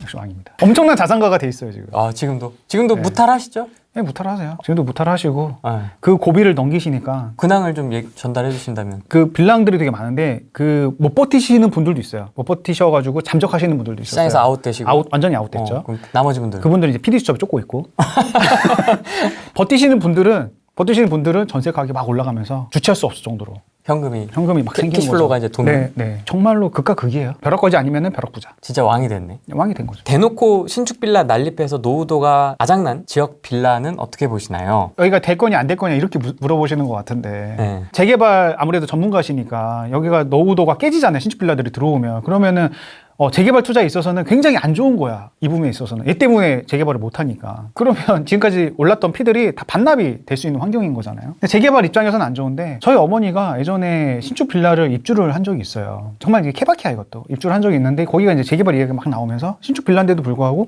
재개발이 돼가지고 입주를 또 했습니다. 이런 거 보면 그것도 케바케지 않나. 뭐 될 수도 있는 거지. 노후도가 충족이 되면 신축 빌라가 들어와도. 근데 이게 이제 막 난립해버리면. 그렇죠. 난립하면 완전히 깨져. 무산이 될 수도 있는 거죠. 노후도 때문에. 기준 자체가 좀 빡세니까. 근데 제가 지금 말씀드리는 거는 재개발 이야기를 하는 게 아니라 빌라도 인플레이션 먹고 그래도 물가 상승률만큼 오른다. 그 부분을 우리가 입주 물량도 없고 인플레이션으로 인해서 빌라도 충분히 전세 가격이 올라가면 그 상승분으로 수익을 내자. 그 취지로 말씀드리는 거니까 재개발과는 좀 결이 다르죠. 그리고 저는 이제 초기 재개발 같은 경우는 선수의 영역이다 보니까 저는 이렇게 말씀드려요. 그냥 조합 설립 인가 되고 돈을 내더라도 그냥 피 오르잖아요. 여기는 그래도 진행이 되는 거니까. 그리고 조합 설립 인가되고 들어가자. 확실하게. 초기 재개발은 좀 위험할 수 있으니까. 초기 재개발은 뭐 잔타로 빨리 치고 나올 수 있는 자신이 있으면 상관이 없겠지만 여기 불확실성이잖아. 될지 안 될지 모르는 거니까. 단지 이벤트성만으로 확 올랐다가 여기는 빠질 수도 있는 거거든요. 안 되면. 그래서 내가 자신 있으면 들어갈 수 있는데 자신이 없으면 조합 설립 인가 이후로 들어가자라는 게 제 그냥 뷰예요. 경기도 외곽 광주 일산 신축 빌라 경매로 받는 것은 어떻게 보시나요? 서울 받으세요. 서울도 쌉니다. 별 차이가 없어요. 가격이 생각보다. 물론 경기 광주나 뭐 일산이나 이런 데들은 조금 넓게 지어요. 저 자재도 좋은 거 쓰고. 근데 분양가는 서울이랑 별 차이가 없어요. 별 차이가 없어. 그럼 서울로 사는 게 낫지 않아요? 분양가가 차이가 그렇게 많지 않습니까? 별 차이 없어요. 저도 시흥 사는데 시흥도 지금 전세 가격이 빌라가 2억 정도 해요. 투룸 2.5룸, 투룸 이런 것들도. 서울도 잘 찾아보면 그런 것들 많아요. 왜냐면 기본적인 건축비라는 게 있으니까. 그만큼 서울의 구축 빌라들은 정말 하나도 안 올랐습니다. 정말 대지 가격보다 싸요. 대지가 평당 뭐 2,500 정도 되는데 10평 깔고 있지만 그게 뭐 10평 깔고 있으면 2억 5천에 돼야 될 것 같잖아요. 근데 2억밖에 안 돼. 그런 빌라들을 쓰도록 해요. 아, 서울 빌라니까 갑자기 생각나는데 네. 화곡동이 까치산역 그런 쪽 빌라는 뭐 굳이 거기까지 가야 되나 싶은 거죠. 그냥 좀 이렇게 중심으로 네, 중심으로 돌아왔으면 좋겠습니다. 굳이 거기 가가지고 빌라들이 많은 지역에 가서 경쟁하느니 빌라 없는 지역으로 와가지고 입지 좋은 데 가는 게. 입지가 좋으면서 네. 빌라가 상대적으로 많지 않은 곳. 아니 거기가 그렇게 해서 싸지도 않아요. 거기 싸지도 않고 안쪽으로 와서 뭐 영등포라든지 뭐 동작구라든지 아니면 뭐 송파구, 강동구 이런 데들도 충분히 싸고 좋은 데 많거든요. 그런 데 사가지고 그냥 묻어놓자. 그런데 종부세 때문에 추천드리기 힘듭니다. 좋은 시절 다 지나갔어요, 여러분들. 버스 떠났습니다. 어쨌든 버스는 떠났어요. 죄송해요. 버스는 떠났다. 네, 제가 이렇게 계속 장하게 얘기를 했지만 네. 버스 다 떠났고 여러분들 이제 손가락 빨아야 됩니다. 그냥 분양권, 입주권 하세요. 그게 가장 속편해요. 우리 적폐들은. 제가 갖고 있는 빌라는 도시재생 확정, 망할 벽화. 빵 터지시는데? 도시 재생되면 이게 악재인 거지. 예뻐지는 거 아닙니까? 뭐 예뻐지겠죠. 색칠해주니까. 아, 여기는 이제 변하지 않겠구나 이제 이렇게 되는 거죠. 성공하는 경우만 저희가 막 얘기를 했는데 성공담 뭐 몇 억 벌었다 몇십억 그렇죠. 벌었다 이런 얘기만 했는데 투자로 실패하는 이유. 실패도 많이 저도 뭐 실패를 했고 네. 실패하신 분들은 사실상 시장에 다 사라졌기 때문에 그들의 이야기를 듣기가 힘들어요. 성공한 사람들은 시장에 남아있어서 그들의 이야기는 들을 수 있지만 반대의 이야기는 듣기가 힘들기 때문에 사실 우리 투자자들은 처음 시작하시는 분들은 오히려 실패한 이야기들을 많이 듣는 게 좋거든요. 그러면서 아, 내가 이 길은 가지 말아야겠다 라고 반면교사로 삼을 수가 있는데 그럴 수가 없으니까 내가 쉽게 실패로 빠질 수가 있지. 근데 저는 실패를 하는 이유가 뭐 그런 것 같아요. 지금 보면 오히려 막 올라가는 거에 더 관심을 많이 가져요 사람들이. 네. 네, 올라가니까. 계속 가니까. 근데 오히려 이제 하락하는 지역은 관심을 안 갖는 경우가 더 많습니다. 예를 뭐 2014년, 2015년도만 돌이켜 보면 서울 그때 아무도 살려고 하지 않았어요. 그때 하우스푸어 이야기들이 남아있을 때였고 그때가 돌이켜 보면 가장 사기 좋았을 때임에도 불구하고 그 당시에는 아무도 안 샀지. 왜냐면 계속 하락했으니까. 저는 이렇게 말씀드리고 싶어요. 하락할 때는 관심을 갖고 상승하면 보내주자.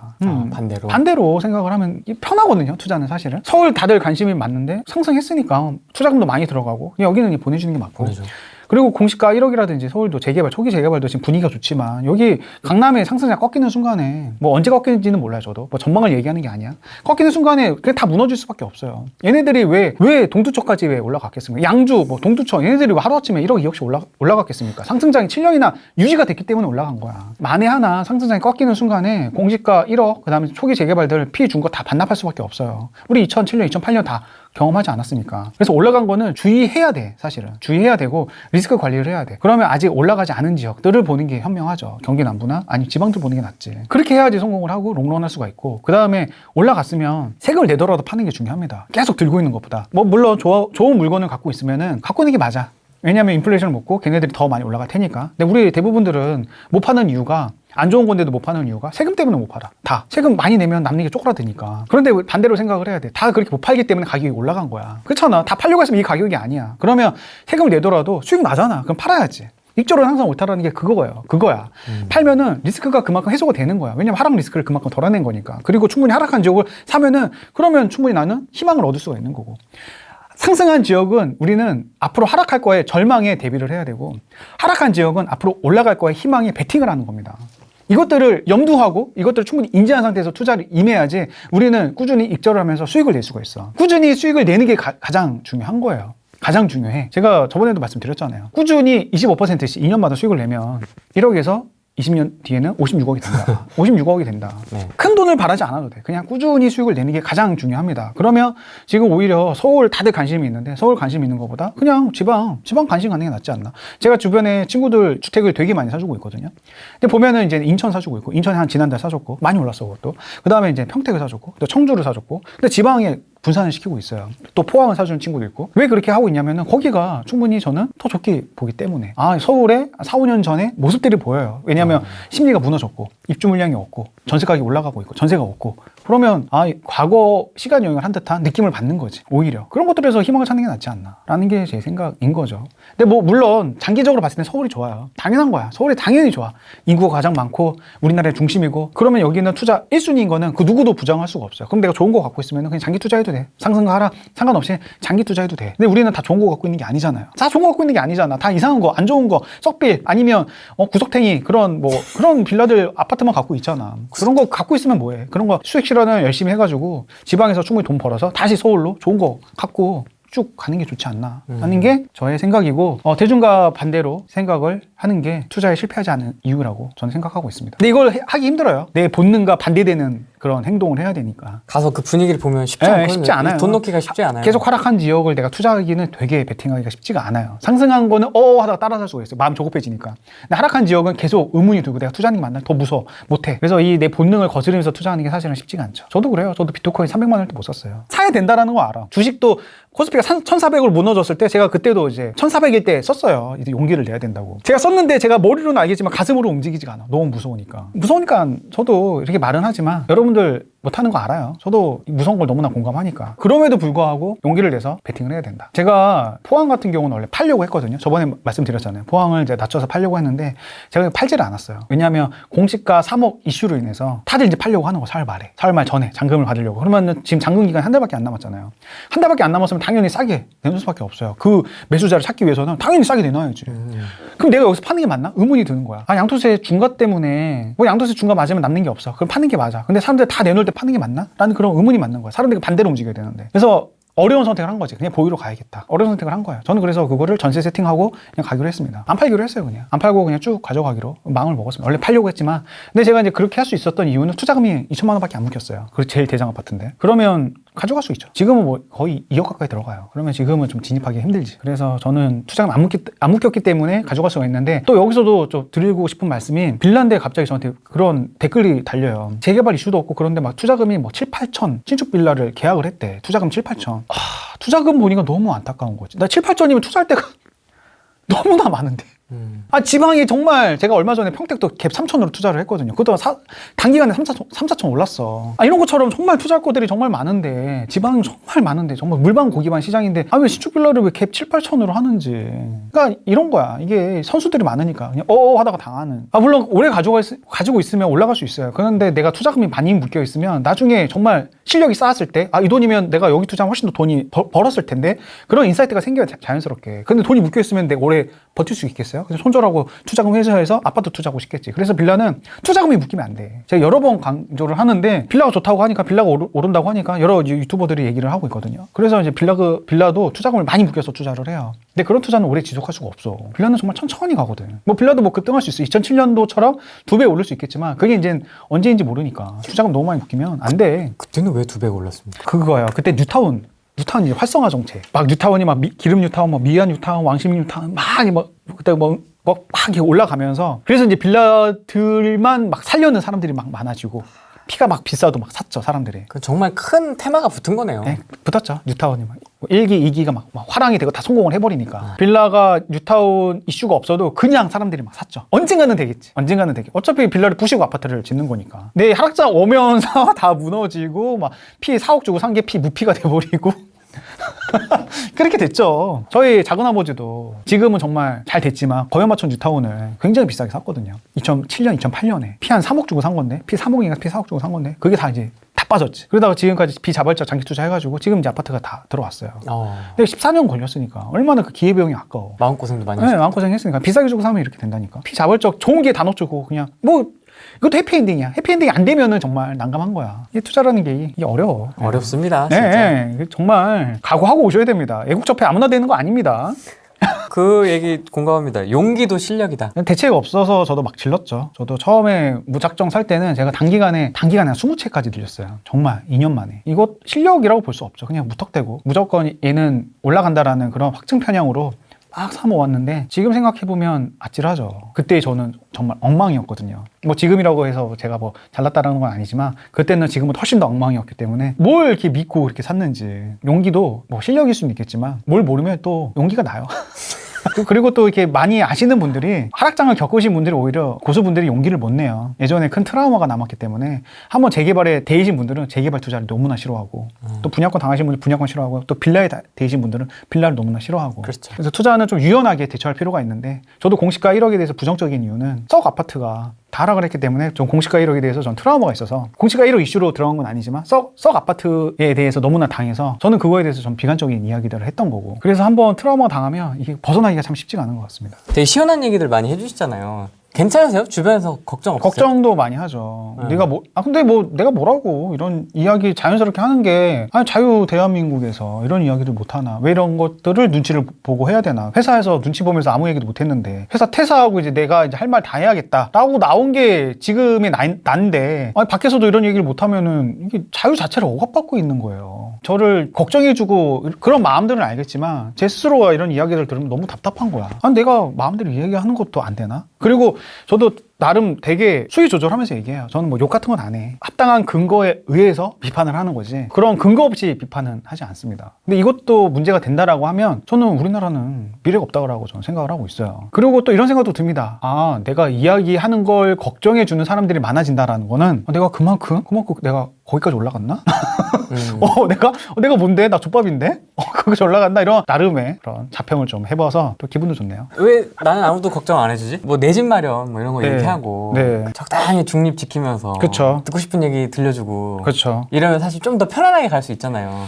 그러니까 편안하게 간다라는 게 그거죠. 그러니까 여러 커뮤니티는 강의가 주 수입원이에요. 사실은 부동산 강의가 주 수입원인데 강의는 주로 누가 듣냐면 초보들이 들어요. 한번 들은 사람들은 안 들어. 계속 신규 투자자들을 유치할 수밖에 없고, 그러려면 신규 투자자들은 대부분은 정치 성향이 진보의 경우가 큽니다. 대체적으로는. 왜 그러냐면 내가 가진 게 없으니까. 가진 게 없으면 당연히 진보 성향의 정치인을 지지를 하고, 그러면 내가 커뮤니티 주인장이야. 그러면 정치 성향을 드러내지 않는 게 유리하겠죠. 투자를 많이 하신 분들은 좀 보수 성향이 좀 강하고, 처음 오신 분들은 진보 성향이 강하면 그럴 때는 서로가 부딪히니까, 기존에 있는 사람과 새로 들어온 사람이 부딪히니까, 그러면은 그냥 정치 성향 얘기 안 하는 게 분란 없이 길게 갈 수 있는 환경이니까 오히려 이제는 정치를 얘기 안 하는 게 좋다라고 못을 박습니다. 대부분의 커뮤니티는. 그렇죠. 네. 근데 저는 뭐 강의를 이렇게 막 적극적으로 하는 사람도 아니고, 그래서 저는 정치 이야기를 마음껏 할 수 있는 거겠죠. 그리고 뭐 정치 이야기를 과도하게 하는 것도 이득이 될 수도 있어요. 뭐 우파 코인을 타가지고 그분들의 후원을 받으면서 오히려 그분들이 듣고 싶어하는 이야기들을 강하게 일부러 해주시는 분들도 있습니다. 근데 저는 그런 후원을 받지도 않아요. 후원을 받거나 그분들의 가려운 거를 긁어주거나 뭐 그런 의도로 저는 뭐 얘기하는 것도 아니고, 어떤 것도 수익 활동을 하지 않으니까 증명이 되고 있죠. 근데 제가 이제 그럼에도 불구하고 제가 정부 정책을 비판하는 거는 하고 싶어서 그러는 거예요. 제가 마음속에서 그냥 하고 싶어서, 이게 상식이라고 믿으니까. 비상식적인 일들이 너무 많았어요. 예를 들면 임대사업자를 활성화를 시켰다가 하라고 했다가 갑자기 임대사업자 한순간 적폐로 만들고 폐지를 시키는 일이 생기고, 갑자기 보증보험이 신설이 되고 가입 안 하면 2년 징역 처한다고 그러고, 이게 상식에 어긋나는 행동. 이거 비판을 해야지. 이거 욕을 해야 되는 거 아니야? 이거 자체로는 야, 이게 말이 되냐 이렇게 얘기를 해야지. 알겠습니다, 받아들이겠습니다. 이거 자체가 이상한 거잖아. 이거 개돼지잖아 사실은. 그렇잖아. 그러면 더 때리고 더 너희들은 더 괴롭혀도 되는 존재가 되는 거예요. 뭐 이런 상황 아니면은 뭐 갑자기 조정적이 받아가지고 갑자기 대출 규제가 소급이 돼버리고, 또 보유세가 갑자기 2배가 올라가고, 보유세가 아까 10배가 올라간다고 얘기를 했잖아요. 이거는 비상식적인 거잖아. 단계적으로는 할 수 있다고 생각을 해요. 사회적인 합의를 구해서 단계적으로 할 수 있어. 하지만 그런 사회적 합의 없이 급격하게 왼쪽으로 핸들을 꺾는 거는 부작용이 생길 수밖에 없다. 그래서 강력하게 비판을 하는 거잖아요. 그래야지만 누군가가 브레이크를 걸고 한 번 더 생각을 해서 성찰할 수가 있으니까. 그거를 원해서, 그거를 의도해서 얘기를 하는 건데, 대부분의 사람들은 이제 좀 불안해하죠. 괜히 네가 눈 밖에 나가지고 조심해서 나쁠 건 없는데 괜히 튀어가지고 네가 괘씸죄로 뭔가 당하면 어떡하냐 이렇게 걱정해 주는 건 알겠지만, 저는 이런 것들이 필요하다고 생각을 해요. 그리고 제가 처음에 막 비판할 때는 그때는 비판해 주는 사람이 없었는데, 지금은 이제 여러 커뮤니티나 부동산 투자하시는 분들이 이제는 뭐 불합리한 것들에 대해서는 목소리를 좀 내주시더라고요. 그래서 뭐 감사하기도 하고 뭐 그렇습니다. 현재 분위기는. 2년 동안 나락으로 떨어졌다가 떨어졌죠. 2년 동안 나락이었으면 굉장히 길게 하셨네요. 그 힘들었던 사실은 역전선이 나고 막 뻥뻥 터지고. 그 이상 더 떨어지긴 했어요, 사실. 왜냐하면 투자한 것들이 우르르르 막 하락을 했거든요. 이런 경험을 많이 해보신 분들이 없을 거예요. 제가 뭐 6채를 한 번에 투자를 했는데 6채도 아니 더 많이 투자했어요, 짜잘하게. 근데 그게 한 채도 아니고 한 번에 다 하락을 해버리니까 정신이 없었지. 정신이 없는 와중에 막 보일러 막 터져버리고, 막 겨울에 낡은 아파트들은 보일러도 잘 터져요. 또 2018년 겨울이 워낙 추웠어. 그 다음에 내가 아파트 가격도 하락하는데 보일러 터진 전화도 계속 받고, 그 다음에 뭐 고장났다는 얘기도 받으면서, 그때 회사 업무는 잘 풀리지도 않고, 회사 업무 풀리진 않는 상태에서 막 부동산 전화 오고 세입자 전화 오고 잠깐만요 하면서 다시 나가면 전화 받고, 다시 들어와가지고 막 팀장이 눈치 보면서 일하고, 그것들을 몇 년 동안 해버리니까 너무나 스트레스를 받더라고요. 올라가면 막 기분 좋으면서도 할 텐데 가격까지 떨어지니까는 정말 마음이 안 좋았죠. 근데 와이프는 막 울면서 부동산 투자 안 했으면 좋겠다. 사이도 안 좋아진 거야. 우리가 행복해지기 위해서 돈을 벌려고 투자를 했는데 투자를 하면 할수록 불행해진 거야. 지금은 여러분들 다 상승장이니까 이 하락장을 안 겪어봐서 이 기분을 모르실 겁니다. 하락장 한 번 겪으면, 이게 상승장도 하루 이틀만 오르는 게 아니라 몇 년을 걸쳐서 오르지만 하락장도 몇 년을 걸쳐서 하락을 해. 끝도 없어. 그냥 계속 하락해. 8천만 원짜리가 나 영원히 되는 줄 알았다니까. 그게 한두 채가 아니었어. 제천에 2채 있었고, 강릉에도 있었고, 그 다음에 순천에도 있었고, 춘천에도 있었고, 서산에도 있었고, 정말 각지에 다 하락을 한 진짜 거야. 그 소도시들까지 다 이렇게 했던 거예요. 있으셨네요. 네, 네. 근데 그게 한 번에 하락을 했다라고 생각을 해봐요. 인천도 있었고 정신이 없었습니다. 막 우후죽순으로 막 이렇게 떨어지니까. 또 심지어 대출 받아서 투자를 했거든요. 대출 받아서 투자를 하면 제가 만기를 3년밖에 안 잡았어. 3년 뒤에는 갑자기 대출 상환을 하래. 연장 안 돼요? 안 된대. 담보가치가 하락을 해서 1부 2천만 원 하락을 하래요. 근데 한 채도 아니고 6채야. 얼마야 그게? 1억 넘게 돈이 또 투입이 돼야 돼. 당장 팔지도 않았는데 팔면은 손실 확정이잖아. 그래서 안 팔았어. 못 팔았어. 근데 대출이 연장이 안 되니까 한 채당 2천만 원씩 들어가. 돈이 없어. 그래서 어떻게 했냐면 은행 전화를 해가지고 사정을 했습니다. 제가 돈이 없어요. 한 번만 살려주세요. 정말로 그랬어요. 저 정말 돈이 없어요. 못 갚아요. 라고 하니까 2천만 원을 상환을 하지 말고 1,000만 원만 상환을 해라. 어디는 500만 원만 상환해라. 라고 해서 겨우겨우 마이너스 통장이랑 돈 빌려가지고 겨우 막았어요. 그때는 정말 위기였지. 하락하고 그 다음에 보일러 터지고 대출 막 상환하라고 압박 들어오고. 레버리지가 좋은 게 아니라니까. 레버리지가 당장 내가 돈 없을 때는 정말 강력한 무기지만 하락하면은 그게 부메랑 돼서 나를 막 괴롭혀. 레버리지 너무 과도하게 쓰지 않는 게 좋습니다. 하락장을 대비해서. 그래서 제가 아시는 분은 오히려 마이너스 통장 1억을 그대로 안 쓰고 가지고 있어요. 하락장 대비해서. 그런 상황이었어요. 정말 괴로웠죠. 괴로워가지고 제가 그때 빌라 투자를 한 거죠. 진짜 무서우니까. 이대로 내가 망할 수도 있겠다. 근데 빌라를 오랫동안 살았고, 근데 빌라를 제가 살았거든요. 근데 부동산 돌아다니니까 제가 2억 4천에 샀는데 빌라 전세가 한 2억 6천까지 나가는 거야. 이게 뭐지? 바로 아랫집이 2억 5천, 2억 6천 전세가 나오고 거래가 되니까 이게 뭐야? 나 2억 4천에 샀는데. 그래서 부동산 막 돌아다니면서 빌라가 되게 싸구나. 전세는 다 올라가고 있는데 빌라가 싸구나. 빌라를 한번 분석을 해봤어. 분석을 해보니까 빌라가 여태까지 공급이 되게 많았고 앞으로 공급이 안 되고 있고 그 다음에 전세는 계속 올라가고 있고 한번 해봐야겠다. 빌라 제대로 한번 해봐야겠다. 그래서 그때 이제 빌라를 퇴근하고 매일같이 봤죠. 하루에 2-3채씩. 그렇게 해서 빌라를 많이 샀죠. 정말 지옥을 벗어났죠. 빌라로 인해서 한 번에 단기간에 돈을 벌었으니까 2억이라는 돈을 벌었으니까 아찔했습니다. 그래서 이제 빌라 투자를 하면서 이제는 공부를 다시 한 거예요. 아파트에 대한 공부를 해서 이제 절지부심을 해가지고 제대로 한번 해보자. 이제 억울하잖아. 한번 제대로 당했는데 주변에서 수도권으로 돈 버는 사람들이 이제 보이는 거야. 2017, 2018년 분위기 좋았잖아요. 나도 이 파도를 타야 되는데 안절부절 나는 거지. 그래서 이제 바로 이제 서울 아파트 사면서 부천도 사고 뭐 광명도 사고 이러면서 이제 자산이 확 늘어났죠. 운이 좋았지 사실은. 저는 뭐 제 실력이라고 생각하지 않아요. 그냥 상승 분위기 파도가 왔을 때 파도에 그냥 배를 띄워서 그게 잘 갔다. 그렇게 저는 평가하고 있습니다. 보수건매수님 안녕하세요. 잘 보고 있습니다. 영상이나 글 잘 보고 있습니다. 김상조 손절당했다고. 괘씸하게 전세 네가 감히 5% 이상 올렸어? 하면서 손절 시즌이라고. 하필이면 새 임대차법이 나오기 직전에 전세를 올리는 바람에 가격을. 그쵸, 지금. 그러면 그냥 평상시 분위기면 경질당한 정도까지는 까지는 아닌데 지금 LH 투기로 인해서 민감한 거지. 지금 막 다 난리는 거야. 야 너희들 그러면 안 되지 하면서. 후랭이는 양다리 보험을 확실하게 들었을까? 크크크. 후랭이님 패널 누가 나오느냐에 따라 표정이 달라진다고. 이게 표정 관리가 안 되니까 나도 아직 아마추어인 거예요. 프로 방송인이 아닌 거예요. 그치. 표정에도 아니에요. 팍팍 나와. 그래요? 이게 너무 많이 올랐으니까 좀 쉬어가는 구간이지 않나. 잠깐. 네, 작년에 너무 많이 눌림목? 올랐잖아요. 이게 만약에 이 기세로 계속 올랐으면 이미 전세는 10억이 됐어. 그래서 지금 살짝 쉬어가는 걸로 다들 설레발치지. 이제 드디어 세임대출법이 통하는구나. 효과가 이게 효과가 오는구나라고 하지만 잠시 쉬어가는 거야. 그리고 가격이 너무 많이 올라가면 수요자들이 이제 포기를 해. 이 가격은 난 더 이상 못 받쳐주겠다. 그래서 지금 빌라 전세 가격이 이제 올라가는 거예요. 그 사람들이 이제 밀려서 이제 경기도 외곽이나 아니면 이제 빌라로 이제 스며드는 거예요. 그래서 지금 빌라 전세 가격이 올라가고 있거든요. 느껴져, 이게. 저는 전세를 이미 많이 놓고 있잖아요. 그렇죠. 이게 돌아가는 게 느껴진다니까, 돌아가는 게. 확 와닿아. 여러분들 진짜 전세 한번 나보고 하루에 10통 이상씩 전화를 한번 받아보세요. 과장하는 게 아니에요. 10통 이상 넘게 왔어, 넘게. 제가 한 2년 전만 해도 2018년도에 입주민이 많았을 때만 해도 전세 놓는 게 쉽지가 않았어요. 빌랑들 되게 많았을 때만 해도 저도 수수료 엄청 많이 주면서 맞췄어요. 겨우겨우 맞췄는데 지금은 기본 수수료면 저도 막 서로 하겠다고 막 이러다 굶어 죽겠다고 문자가 와요. 제발 물건 좀 오냐고 매일같이 전화가 와. 정말로 그래요. 사장님 물건 없어요? 내놓을 거 없어요? 다른 데 주지 말고 저한테 좀 주세요. 저 이러다 굶어 죽겠어요. 저한테 계속 얘기를 해. 그러면서 딱 맞춰주면 사장님 보세요. 제가 맞춰주잖아요. 그러면서 저한테 막 어필을 해. 이런 시장이다. 완전히 임대인 우위 시장이에요. 확실히. 이게 참 재밌죠. 이게 2018년도에는 역전세가 키워드였는데 지금은 오히려 전세난이 키워드가 돼버렸어요. 정말 시장이 급격하게 변합니다. 정책에 따라서, 공급 물량에 따라서 급격하게 확확 변합니다. 저는 뭐 기분이 좋죠. 임차인들한테는 죄송하다고 생각은 하지만 그래도 2018년도에 너무나 고생을 했으니까 그때는 이제 임차인들이 너무나 좋았지. 전세가 너무 쌌으니까 골라서 들어갈 수 있었거든요. 그땐 좋았지. 근데 제가 2년 뒤에 두고 보자. 2년 뒤에는 얼마나 입주 물량이 없을 텐데. 지금 집 사라고 그때 얘기를 했어. 내 블로그에. 근데 지금은 정말로 임대인들이 그때는 힘들었지만 지금 임차인들이 힘든 상황이 된 거죠. 인생은 파도다. 파도야. 어떻게 될지 몰라.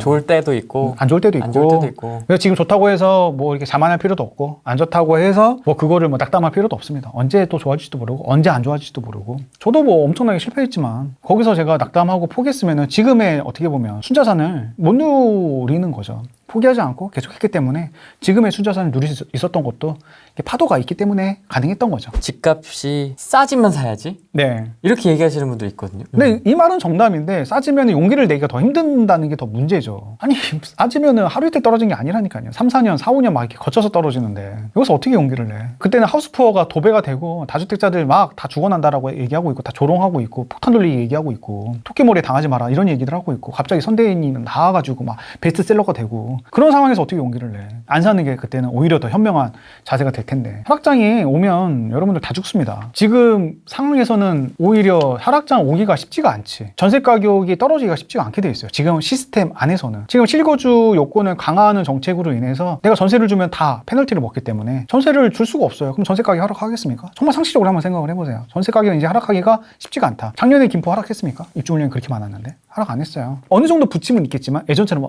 와장창 무너지는 거는 이제는 트렌드가 좀 바뀌었다. 확실히.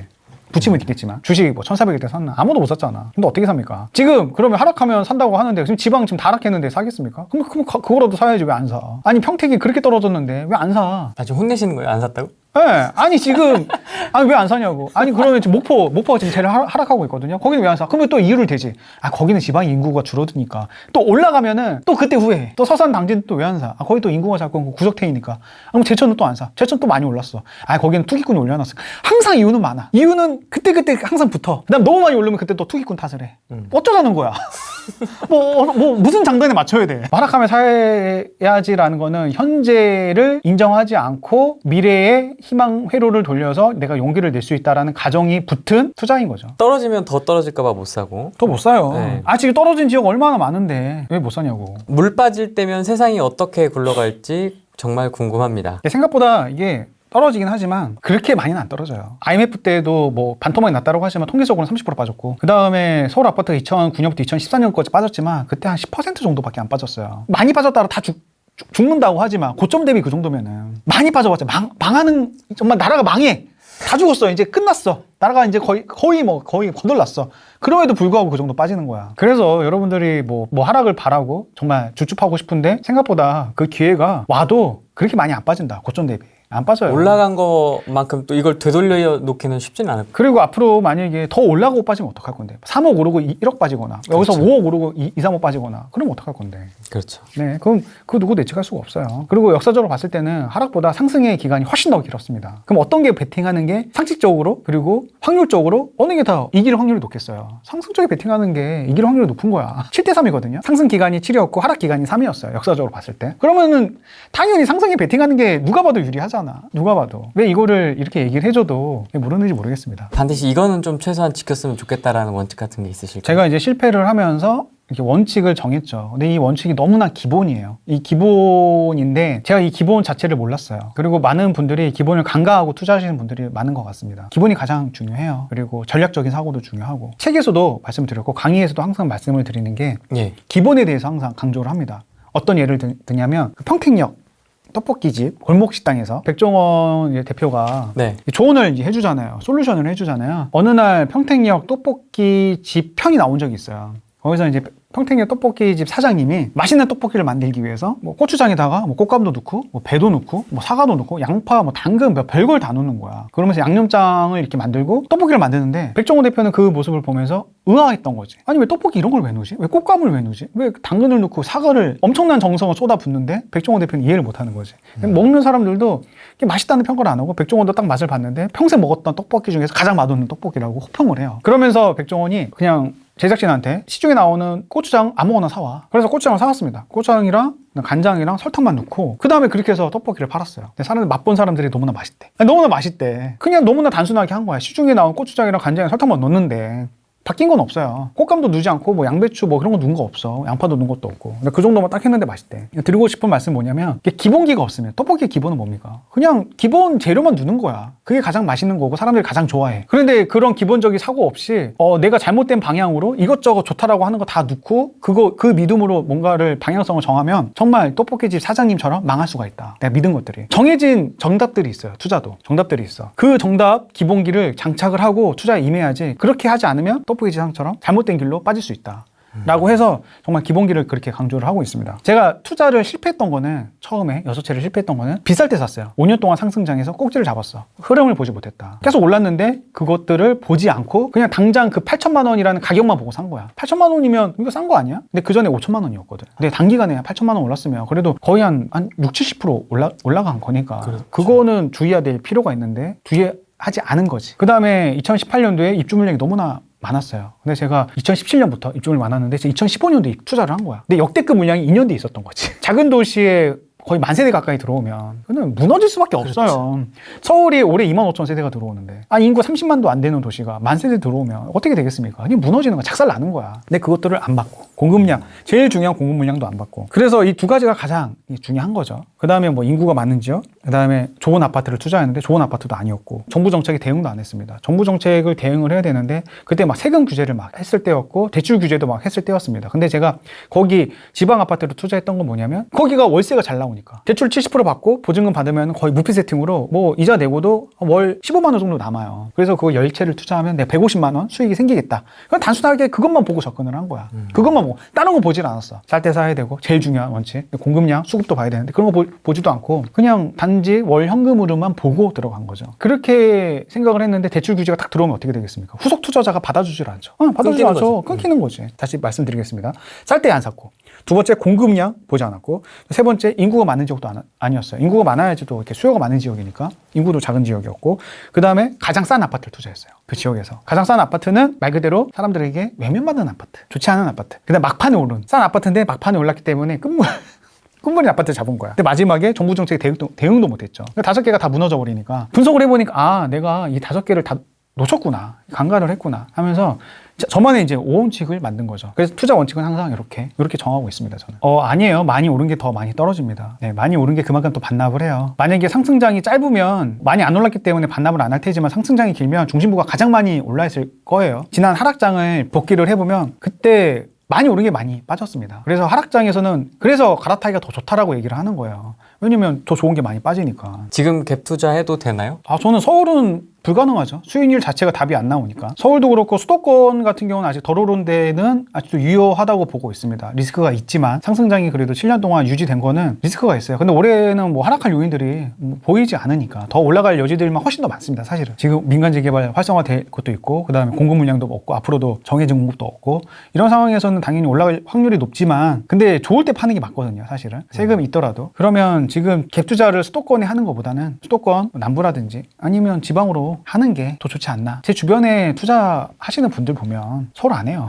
투자 수익률이. 열심히 하시는 분들. 네, 열심히 하시면 서울 안 해. 거들떠도 안 봐. 지금 초보분들이 서울이나 관심 있지. 뭐 서울 좋아. 돈 많아서 내가 제일 좋은 거 에세파킹 한다. 그냥 내 자산을 지키겠다. 내 돈을 정말 쓸 데가 없어서 이거를 그냥 저축한다 생각으로 좋은 거 사겠다. 라고 하시면 모르겠어. 그런 게 아니라 단기적으로 돈 벌겠다 하시는 분들은 서울은 수익률에서 답이 안 나옵니다. 보유세도 그렇고 양도세도 그렇고 서울을 뭐 굳이 해야 되나? 라는 거예요. 매도는 사람들이 사고 싶을 때 이제 파는 게 맞죠. 화랑일 때.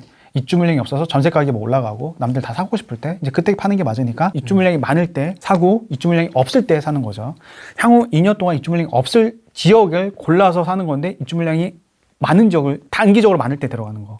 왜냐면 싸니까 그때는. 그래서 팔 때는 무조건 입주 물량이 없을 때 파는 거고. 2년을 봐야 돼요? 아니면 이제 4년까지 봐야 돼요? 이게 알 수가 없어요. 딱 알 수 있는 거는 2년까지밖에 알 수가 없어요. 왜냐면 착공하고 2년 뒤, 3년 뒤에 입주 물량이 잡혀버리니까. 그래서 착공하고 3년 뒤까지만 알 수가 있고 4년 뒤는 알 수가 없어요. 4년 뒤, 5년 뒤는 인허가 물량으로 대략적으로 예상을 할 수가 있는데 인허가는 전체적으로 이게 밀려질 수도 있는 거고 인허가는 뭐 4, 5년 뒤라고 입주 물량을 대략적으로 통계를 잡고 있지만 근데 4, 5년이 될 수도 있고 7, 8년이 될 수도 있고 아니 무산이 될 수도 있고 이건 모르니까 정확한 거는 착공하고 3년 뒤 입주 물량. 그거 보고 이제 들어가는 거죠. 예측 가능한 게 보니까 공급이 있습니다. 여러 이제 부동산이 상승하고 하락한 거에 있어서는 여러 요인들이 있어요. 뭐 공급 물량 가장 중요하고 아니면 뭐 금리, 정책, 심리 크게 보면 뭐 이렇죠.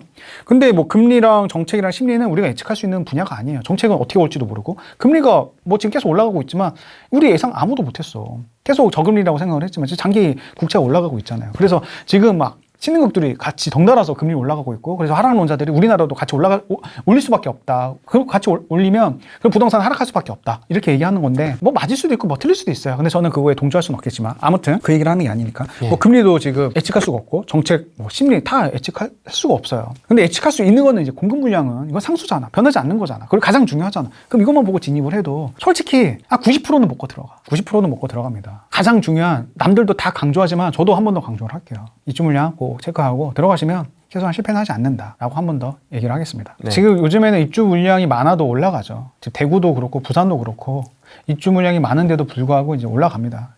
그만큼 이제 돈의 힘이 센 거예요. 저금리였고 그만큼 돈을 푸니까 사람들이 빨리 에이스파킹 하고 싶은 마음에 투자를 하고 있지만 그래도 입주 물량이 너무 많으면 입주 물량에는 장사 없거든요. 공급 물량에는. 너무나 쏟아지면 어쩔 수가 없어. 아무리 세입임대차법이든 실입주를 강요하든 뭐 그래도 많으면 총량이 늘어나면 이건 무너질 수밖에 없습니다. 그래서 제일 조심해야 돼요. 입주 물량은. 무주택자분들에게 하고 싶은 이야기. 무주택자분들 보면 안타까워 죽겠어. 지금 계속 하락을 바라고 있는데 하락이 언제 올지도 모르고 언제 옵니까 하락 도대체. 저도 하락을 원해요. 하락을 왔으면 좋겠어. 제발 좀. 진심입니까? 근데 저는 항상 대비를 하고 있거든요. 하락을 언제든지. 근데 제가 좀 수도권에 많아요. 지분이. 나 수도권을 팔아서 이제 지방으로 좀 옮기고는 있긴 하지만 수도권에 지분이 많기 때문에 하락장 오면 저도 타격을 받을 수밖에 없긴 합니다. 근데 지금 너무나 상승장이 지속이 되면 규제는 더 세지고 사실상 이게 실질 수익은 없어요. 명목 수익만 있는 거지. 그럴 바에는 하락장 와가지고 그냥 규제 풀어주고 수익 실현하는 게 차라리 낫겠다라는 생각도 있어요. 저도. 그래서 하락장은 저도 그런 면에서 바라는 거예요. 이게 사회 갈등도 너무 심해지고 그다음 사회적 비용, 그다음에 규제 지속되는 거 그런 필요도 그럴 바에 하락장 오는 게 낫다라는 생각을 하고 있습니다. 이 진심을 좀 알아줬으면 좋겠어요. 정말로. 이 가져가지고 야 너희들 하락장 오는 거 너 거짓말이지 뭐 이렇게 얘기를 하고 있지만 정말로 아니에요. 하락장 오길 저도 그 부분에 있어서는 바래요. 아무리 얘기를 해도 몰라. 내가 그 빌라 좋다고 하고 있고 이 지역이 좋다고 얘기를 하면 야 너 거기 팔아먹으려고 하는 거잖아. 그렇잖아. 막 그렇게 얘기를 해. 떠넘기려고 하는 근데 거지. 무슨 말을 해도 믿질 않아. 내가 무슨 말을 해. 그러면 떠넘기려고 하는 거지. 도대체 너 꿍꿍이가 있는 거잖아 하면서 그러면서 라나 아니면 쇼킹 보는데 안타깝죠. 거기서는 뭐 알겠어. 왜 보는지 알겠어. 거기서도 뭐 논리가 있어요. 구경방송이니까 거기는. 뭐 구경방송 국토부 장관께서도 보셨고 뭐 어떤 심정으로 보는지는 알겠어요. 그리고 거기도 되게 논리적으로 얘기해 줄 때도 있어. 그럼 혹해. 딱 보면 혹하긴 하지만 같은 주장을 한 몇 년째 하면은 의심할 법도 한데 같은 주장을 의심할 법도 하고 계속 틀리면 한 번쯤 의심해도 되는데 의심하지 않는 거에 있어서 본인 스스로의 자문을 했으면 좋겠습니다. 그리고 뭐 하락도 봤으면 다른 전문가들도 이야기를 들어서 중심을 좀 잡아 보셨으면 좋겠어요. 너무 상승을 주장하시는 분들도 위험할 수 있고 너무 하락을 주장하는 분들도 위험해요. 그래서 중간에서 다 보고 중간을 보셨으면 좋겠습니다. 그래서 무주택자 분들은 제가 주변에도 주택을 많이 사주고 있거든요. 근데 저는 이제 서울은 너무 비싸고 수익률도 안 나오고 투자금도 너무 많이 들어가다 보니까 지방이나 아니면은 평택 뭐 이런데 인천 아직 안 오른데 이런데 사주고 있어요. 그래서 내가 꼭 사고 싶은데 내가 내 바운더리, 내 나와바리 이것만 바라보면 답이 없어. 여기 이미 많이 올랐으니까 여기만 하락할 거라고 바라보면 이게 언제 올지도 모르는데 내 마음만 힘든 거야. 그러지 말고 내가 사는 곳들은 전월세로 살고 아직 안 올라간 지역들은 투자하고 실거주만 분리하면 모든 것들이 다 해결이 돼요. 모든 것들이. 근데 이걸 하려면은 공부가 필요해. 하지만 안 하지. 공부는 힘드니까. 공부는 힘들어. 노력을 해야 돼. 노력도 안 하지. 너무나 힘드니까. 아무리 얘기해줘봤자 의미가 없어. 내가 왜 하는지 모르겠네. 안 할 거야. 안 할 사람은 안 해. 이거 투기꾼 나와가지고 또 팔려고 하는구나. 또 이렇게 얘기를 해. 그래서 내가 현타가 오는 거야. 이럴 바 우리 애국 저패만 모아가지고 우리만 그냥 잘 먹고 잘 살아야지 이런 생각도 한다니까요 제가. 그래서 무주택자들을 위해서 얘기를 해봤자 그냥 내가 욕만 먹고 내가 좋은 소리 하나도 못 듣는데 하지 말아야지 이런 생각도 하고 다 포기하게 됩니다 진짜. 저도 꿋꿋이 가고 있지 않습니까? 보든 말든 난 모르겠고. 모르겠습니다. 우리끼리 먹고 살자. 그렇게 보면 아포유님이 진짜 착하신 것 같아요. 끈을 놓지 않고 얘기를 계속 해주잖아요. 계몽을 하려고. 계몽을 하려고. 참. 계속 보면. 그 게시물도 올라오고 있고 막 계몽하려고. 그러면서 파도를 받고 가고 계시는데 참 그런 거 보면 대단하시죠. 무주택자분들한테 얘기해봤자다. 얘기해봤자요. 집을 억지로 사게 해서 뷰가 바뀌는 게 가장 좋은데 내 주변에서 그런 사람들 만나기도 쉽지가 않아요. 그렇죠. 왜냐면 무주택자들은 다주택자들, 1주택자들 만나면 재수없어. 보기 싫어해. 얘는 다주택자 만나면 투기꾼이고 1주택자 만나면 내 집 자랑하기 바쁜데 그러면 무주택자들끼리 만나서 신세한타 하는 게 속 편하지. 내 편이니까 위안도 되고 위로도 되고 내 얘기도 마음껏 할 수 있고 눈치 안 보고 얼마나 좋아. 그래서 무주택자들끼리 만나서 전혀 발전 없는 얘기들만 하는 거야. 뭐 연예인 얘기하고. 얘네 이야기하고 그냥 다주택자 투기꾼 이야기만 하고 욕하고 얼마나 속 시원해. 서로 위로가 되고 위안이 되고 발전이 없어. 그렇게 얘기해봤자 항상 악순환에 빠지는 거야. 그렇게 해서 그래서 가끔 이제 투기꾼들이 얘기해주는 거 기회 들어오겠습니까? 안 들어와. 절대 안 들어와. 나나 쇼킹이나 아니면은 그 집값 정상화 카페에 들어가 보면 어처구니 없고 실소가 나올 때도 있어요. 이상한 논리에. 아니 임대사업자 폐지된 지가 언젠데 아직까지도 임대사업자 폐지를 지금까지도 주장하고 있고 아니, 버스에 붙여가지고 공부를 안 하는구나. 아니 임대사업자 폐지된 지가 언젠데 지금 등록도 안 돼. 다 자진말소 자동말소가 다 돼버려. 우편 받았습니다 저도. 네, 자동말소 받은 다 지가 돼버려. 언젠데. 그 다음에 이런 상황인데 왜 지금 그 운동을 하면서 왜 청원까지 올리냐고. 이미 다 끝난 건데. 집값 정상화의 정상화는 뭐 어느 정도 수준이 정상화? 2017년 이전으로 돌아가길 원해요. 2017년. 파리대책 이전으로. 문재인 정권 이전으로. 그러면은 50% 하락을 하는 거거든요. IMF 때보다 더 큰 충격을 오길 바라는 거야. 그분들이 주장하는 거는 나라가 망하게 주장하는 거랑 똑같습니다. 그분들 나라를 사랑하는 게 아니라 나라가 진짜 망해야 돼. 종말론자들이지. 그러니까 대한민국 문 닫고 문 닫아야 돼. 다시 열자 뭐 그 얘기예요? 종말론자들이야. 왜 괜히 어떤 국회의원이 이렇게 해서 집값 안 떨어집니다. 괜히 얘기한 게 아니에요. 집값 떨어지면 나라가 망하니까 못 떨어지게 하는 거예요. 충격을 완화시킬 수밖에 없어요. 정부가 집값 가격을 떨어뜨린다고 계속 얘기를 했지만 심정은 그냥 유지 정도만이지. 너무나 하락하면 일본처럼 된다니까. 일본처럼 잃어버린 30년 될 수 있다니까. 그걸 원하는 게 아니야. 왜 각국 정부에서 돈을 왜 풀겠습니까? 물가를 올리기 위해서 푸는 거예요. 왜 물가를 올리기 위해서 풀겠습니까? 경제를 활성화시키기 위해서 푸는 거예요. 왜 이런 기본적인 경제 상식도 없이 왜 무조건 하락하길 원합니까? 내 상식이랑 전체적인 경제에 돌아가는 거를 전혀 모르기 때문에 그런 무지에 의해서 발언을 하는 거야. 너무나 안타까운 거 아닙니까? 바지의 쓰리도 알고 공부 많이 하세요. 네, 그런 거 공부 많이 하시네요. 그런 거 전문 용어도 하시고. 반박 불가네요. 그냥 너무나 슬픕니다. 이런 현실이. 인버스 투자하시겠다고 하니. 그렇죠. 인버스 투자하는 게 성공하면은 뭐 대박을 꿈꿀 수도 있어요. 근데 잘 생각을 해보세요. 인버스 투자는 내 돈 전부를 잃을 수가 있어요. 전부를. 나 진짜 인버스 투자를 하는 거를 그분들이 알까? 그게 인버스 투자거든요. 안 사고 가만히 있는 건 인버스 투자에 베팅을 하는 거거든요. 그런 개념이죠. 전세로 사는 건 내 돈을 잃지 않는 거다라고 생각을 하는 거죠. 그렇죠. 내 돈을 지키는 거니까. 네. 이게 사실은 가장 위험한 생각인 건데. 부자들은 지금 현금 들고 있는 걸 너무나 무서워해요, 지금. 되게 싫어하죠. 지금. 되게 싫어요. 이 돈 들고 있는 거, 어떡하지? 이 돈, 나 어떡하지? 내 돈 지켜야 되는데. 그래서 달러도 사고, 비트코인도 사고, 그래서 주식도 사고, 채권도 사고, 부동산도 좀 담갔다가, 뭐 상가도 사고, 뭐 그런 식으로 분산을 해놓는 거야. 내 돈 잃는 게 싫으니까. 진짜 돈을 잃기가 싫으니까. 여러분들 생각을 해보세요. 지금 지폐가 진짜 돈이라고 생각을 하십니까? 이게 진짜 돈이라고 믿으시는 거예요?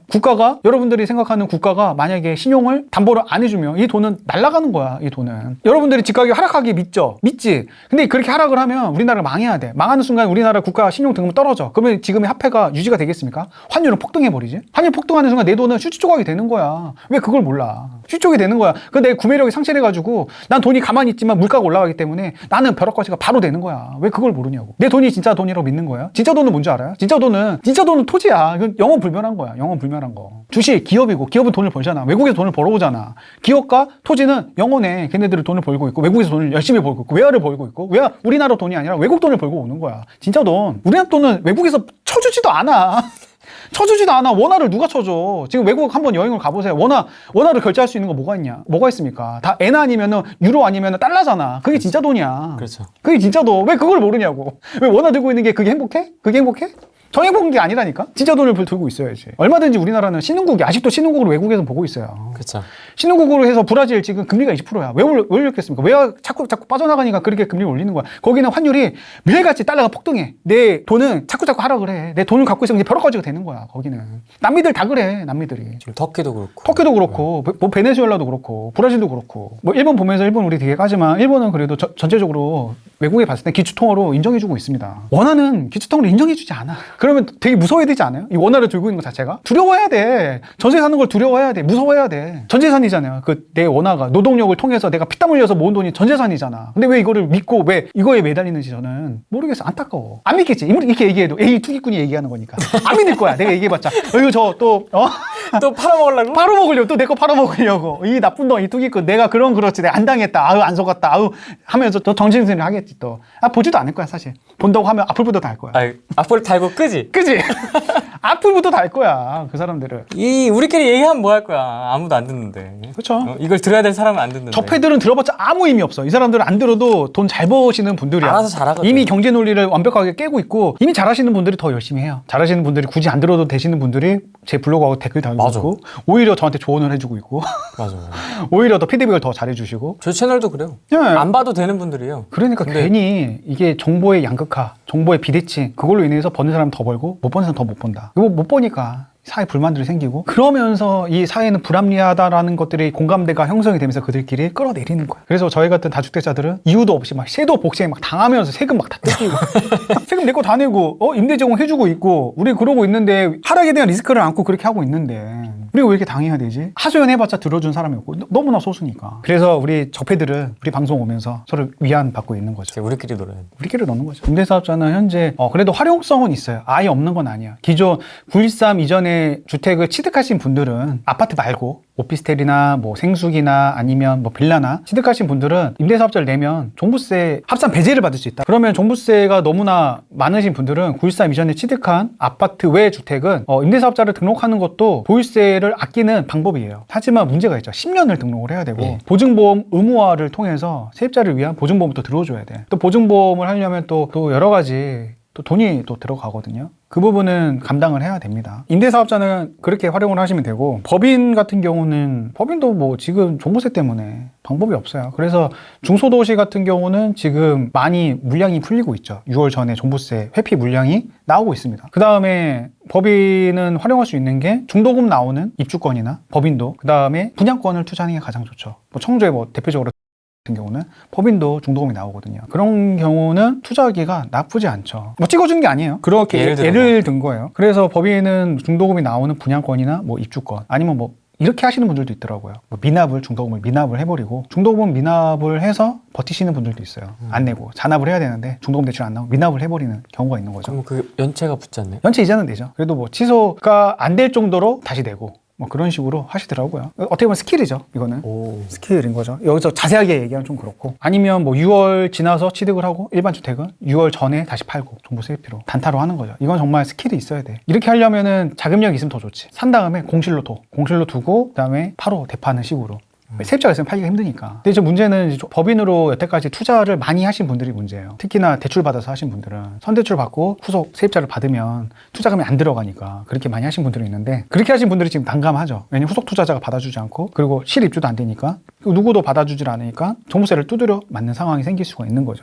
이게 좀 안타까운데 여러분들은 이제 다 알았으니까 6월 이후에 사고 6월 전에 그 다음에 6월 전에 팔면 충분히 종부세 회피를 할 수가 있다. 1주택자 같은 경우는 이제 1주택자를 유지를 할 건지 일시적 이가구를 활용을 해서 비과세를 계속 받으면서 갈지 아니면 여기서 다주택자로 갈지 선택의 기로에 쓴 거죠. 근데 일시적 이가구가 굉장히 막강해요 사실. 그 다음에 내가 하나가 규제가 있고 하나는 비규제가 있으면 종전주택을 3년 안에만 팔면 되잖아요. 3년 안에만 팔면 여유가 있어. 심지어 여유가 있기 때문에 두 채를 비과세를 꾸준히 받을 수가 있습니다. 얼마나 좋습니까? 그런데 다주택자 같은 경우는 비과세를 못 받기 때문에 처음에는 일시적 이가구가 수익이 높을 수가 있어요. 하지만 당연히 다주택자가 수익이 나중에 길게 보면 다주택자가 수익이 높을 수밖에 없습니다. 그래서 1주택자는 단기적으로 내가 돈을 벌고 싶으면은 일시적 이가구로 활용을 하고 내가 평생을 투자할 거다. 평생을 투자할 거고 나는 투자자의 삶을 살 거다 하면은 다주택자로 선택의 방향을 정했으면 좋겠습니다. 1주택자는 그렇게 했으면 좋겠고 다주택자 같은 경우는 이제는 보유세가 가장 관건이죠. 이슈죠. 가장 이슈고 이제 보유세는 이제는 상상을 초월합니다. 잠시 세 채를 보유하면 종전 2천만 원에서 2억까지 냅니다. 이거 미친 거야 사실. 말이 안 되는 거야. 이렇게 하면 안 돼. 이거 나라가 어떤 부작용이 생길지 뻔히 보입니다. 이제 여러분들 이제 임대료가 다 반전세로 다 바뀔 거예요. 웬만해서는 반전세로 다 바뀔 거고 주거 비용을 유럽처럼 맞벌이 부부 한 명이 온전히 월급을 다 쏟아붓는 날이 올 겁니다. 유럽이 다 그렇게 가고 있거든요. 왜 그렇게 갔겠습니까? 임차인 보호법이 강화된 나라는 다 공통점이 다 그래요. 다 그래. 임대인들이 더 이상 수익이 없으니까 임대를 포기한 결과로 인해서 그렇게 되는 되는 거거든요. 우리나라도 이제 선진국처럼 되는 거죠. 자연스럽게. 선진국이 됐네요, 우리나라가.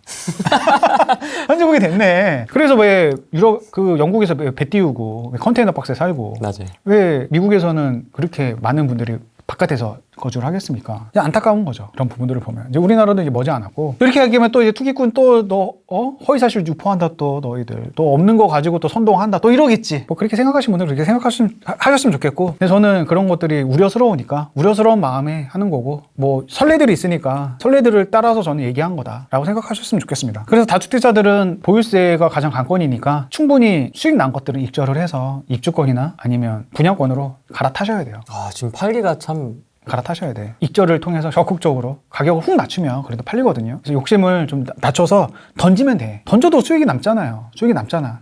뭐 양도세 많이 낸다고 하더라도 그래도 남긴 하는 거잖아. 쌍쌍바 이만큼. 다 뜯어가지고 이만큼 있는 거죠. 쌍쌍바가. 응. 막 그래도 이만큼 먹을 수 있잖아. 그래도 먹을 수 있잖아요. 아예 못 먹으신 분들도 있고. 그렇죠. 네, 아예 못 먹으신 분들도 있는데 그래도 이만큼 남는 거에 우리는 만족을 하고 다음에 계속 그렇게 벌어가면 되니까. 욕심만 조금만 낮추면 충분히 오랫동안 수익을 낼 수 있다라는 게 제 생각입니다. 그래서 입절을 과감하게 좀 하자. 네, 과감하게 좀 하자. 6월 이후 다주택자로 가는 전망은 어떠신가요? 저는 뭐 다주택자 포지션 그대로 유지할 건데요. 네, 근데 종부세 한번 계산을 해보세요. 근데 공시가 6억까지는 그래도 종부세를 안 내니까 부부 공제 6억 활용하면 종부세 공제 12억까지는 투자할 수 있거든요. 제가 앞서 말했듯 공제가 올라갈 확률이 높아요. 뭐 그거 가지고 뭐 베팅하는 거는 모르겠지만 지금 충분히 뭐 분양권이라든지 입주권을 보유를 하면 2년 뒤, 3년 뒤에 그때는 이제 보유세를 내야 됩니다. 그러면 2년 뒤, 3년 뒤에 충분히 공제액이 12억, 15억 올라갈 확률이 굉장히 높아요. 베팅할 만하다, 충분히. 그래서 입주권, 분양권을 그래서 얘기를 하는 거예요. 다 연결이 되는 거예요, 여러분들. 다 치밀한 계산으로, 다 이렇게 말씀을 드리는 겁니다. 시장 상황을 정확하게 이해를 하면 내가 지킬 건 지키고 던질 건 던지고 이게 파악이 되거든요. 그래서 제가 시장 상황을 한번 이야기를 한번 해드리겠습니다. 예. 뭐 다들 뭐 애국자패는 아실 거야. 여기 다들 아실 텐데 뭐 그냥 복습하는 차원에서 여러분들 그냥 들어와 주셨으면 좋겠습니다. 서울 같은 경우는 지금 주춤한 이유가 이제 종부세 때문에 그래요. 6월에 종부세가 확정되니까 그 전에 사람들이 매물 정리하시는 분들로 인해서 좀 주춤한 것들이 있습니다. 하지만 지금 재건축 이슈되는 한강변 아파트들은 매일같이 신고가를 쓰고 있습니다. 지금 상계, 목동, 그 다음에 압구정들은 지금 호가가 직전 호가보다 한 2, 3억씩은 다 올라가 있는 상태예요. 압구정은 여러분들 아시겠지만 50억대에서 60억, 10억 이상, 10억 정도 실거래를 찍었죠. 뿐만 아니라 뭐 자양동도 그렇고 지금 재건축 아파트가 굉장히 큰 난리입니다. 재개발 빌라들도 알게 모르게 지금 물밑 작업들이 많이 일어나고 있어요. 그런데 이제 기축들 같은 경우는 많이 올라가서 좀 주춤합니다. 왜냐하면 실수요자들도 너무 비싸서 못 받아주고 그 다음에 종부세 부담되는 매물들이 있어서 좀 팔려고 그러고 전세가 많이 올라가서 좀 다들 기부업한 상태고 그래서 지금 전체적으로 좀 주춤한데 이제 6월 지나면 그런 물건들이 잠기면서 한 번 더 올라갈 여지들이 크죠. 그 다음에 입주 물량이 많이 없기 때문에 전세 가격이 한 번 더 요동칠 가능성이 있어요. 한 번 더 요동칠 가능성이 있고 저는 그것들이 이제는 빌라 가격들까지도 올라가면서 빌라 전세 가격이 올라가면서 전체적으로 한 번 더 올라갈 수 있는 여지들이 있지 않을까라는 게 제 생각인 거고 충분히 예상해 볼 수 있는 거죠. 왜냐하면 물건이 잠길 테니까 당연히. 그 다음에 서울은 그렇고 그 다음에 지방 같은 경우는 지금 공시가 4억 이슈가 있어요. 공시가 3억. 공시가 3억 이슈가 있어가지고 다들 팔려고 합니다. 왜냐하면 지방 소도시 같은 경우는 조정지역마저도 공시가 3억 이하면 중과가 아닙니다. 광역시는 상관이 없고 소도시 같은 경우는 중소도시. 광역시면은 뭐 3억이든 초과든 이하든 뭐 아무런 상관이 없이 다 중과지만 광역시가 아닌 중소도시는 공시가 3억 이하면 조정지역 맞더라도 다주택자는 중과가 적용되지가 않습니다. 그래서 공시가 3억이 확정되기 전에 다들 팔려고 그래요. 왜냐 아무리 올라봤자 의미가 없으니까. 다 양도세 중과 30% 내면 남는 게 없거든요.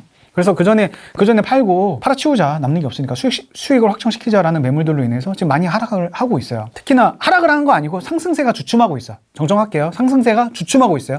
여전히 올라가고 있습니다. 여전히. 그래서 그런 매물들이 4월 말이 지나면 당연히 물건이 잠기겠죠. 물건이 잠길 수밖에 없습니다. 당연한 예측입니다. 앞으로 그 다음에 입주 물량이 없는 지역들은 전세 가격이 올라가면서 걔네들이 올라갈 여지들이 큽니다. 그 다음에 6월이 지나가면 법인, 종부세, 회피 물량들이 다 사라지면서 걔네들이 어떻게 되겠습니까? 더 이상 팔 요인들이 없어요. 팔면 당연히 남는 게 하나도 없는데 팔겠습니까? 그 누구도 안 팔려고 하지. 다 비자발적 장기 투자를 하는 겁니다. 그때부터는. 그러면 우리 모두 예상할 수가 있어요. 정해진 미래예요. 올라갑니다 이제. 당연히 예상해 볼 수 있고 그래서 저는 항상 얘기를 했어요. 지금 지방 같은 경우는 중소도시는 라인나우 지금 당장 매수 타이밍을 잡아야 되고 서울 같은 경우는 두려할 필요가 없다. 서울에 신규 진입은 저는 추천해 주고 싶진 않지만 그렇다고 해서 뭐 파는 것도 서울에 한 채는 그래도 보유하는 게 좋지 않을까. 왜냐하면 로켓 쏴버리면 대응 자체가 안 돼버리니까 한 채 정도는 그래도 중립적인 포지션으로 갖고 있는 게 좋다. 하지만 신규 진입은 한 번 더 생각을 생각을 해봐야 된다. 하락장 언제든지 진입을 할 수가 있고 당장 진입한다는 건 아니지만 만에 하나 혹시 모를 하락장을 대비해야 되기 때문에 신규 진입은 그래도 수익률 답이 없고 너무 올라간 거를 내가 잡는 거는 한 번 정도 생각을 해볼 여지가 있다. 하지만 뭐 인천이라든지 아니면 뭐 오산, 평택 이런 데들은 아직 안 올라갔기 때문에 그런 데들은 관심을 갖는 것도 나쁘지 않다. 이렇게 생각을 하고 있습니다. 장기적으로는 좀 어떻게 보십니까? 중장기적으로. 뭐 그거는 뭐 예측할 수는 없겠죠. 사실 중장기적으로 당연히 뭐 서울 갖고 있는 게 가장 좋죠. 걔가 가장 많이 올라갈 테니까. 뭐 역사적으로 봤을 때도 1986년부터 지금까지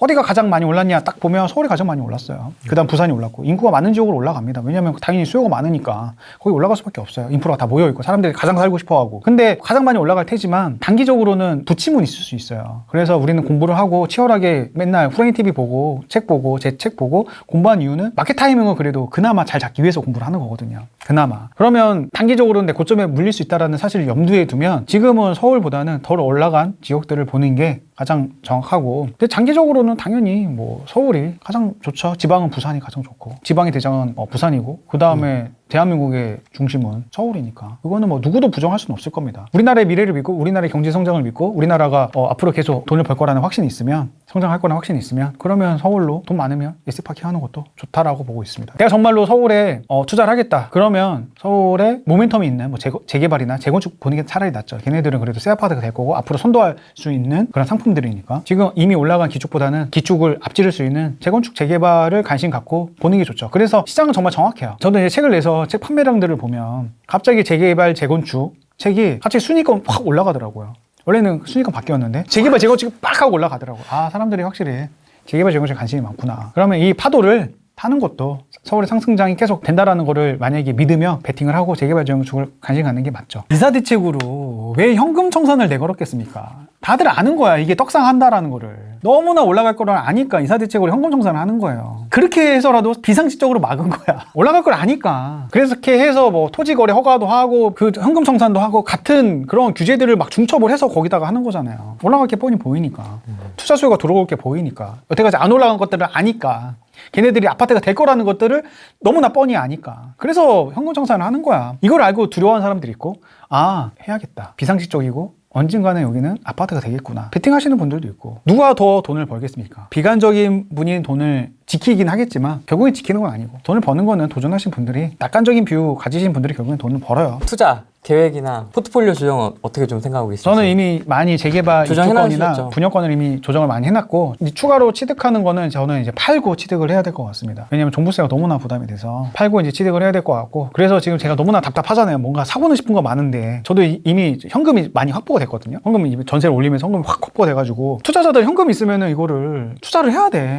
돌려야 돼. 근데 못하고 있죠. 현재는. 지금 계속 이제 보고만 있어요. 그래서 이런 안타까운 마음을 주변 지인들을 투자를 시키면서 해소를 시키고 있습니다. 그래서 막 끌고 가면서 막 투자시키고 있고 그 친구들이 막 올라가는 걸 보면서 저도 이제 얘기를 나누면서 행복감을 느끼고 있고 근데 저도 이제 해야죠. 올해 투자를 계획하고 있고 저는 올해 투자는 당연히 지방으로 보고 있어요. 지방에 보고 있는데 빨리 해야 될 것 같아요. 저도 6월 전에는 서둘러야 될 것 같다는 생각을 하고 있습니다. 6월 지나면 웬만한 지역들은 지금도 이미 올라가고 있는데 강원도도 그렇고 뭐 충북, 충남, 뭐 전북, 뭐 경북, 경남 이런 지역들도 지금 다 올라가고 있거든요. 전세가 없고 저 얼마 전에도 포항을 다녀왔는데 전세가 없어요. 근데 이런 지역들이 굉장히 많아요. 왜 전세가 없겠습니까?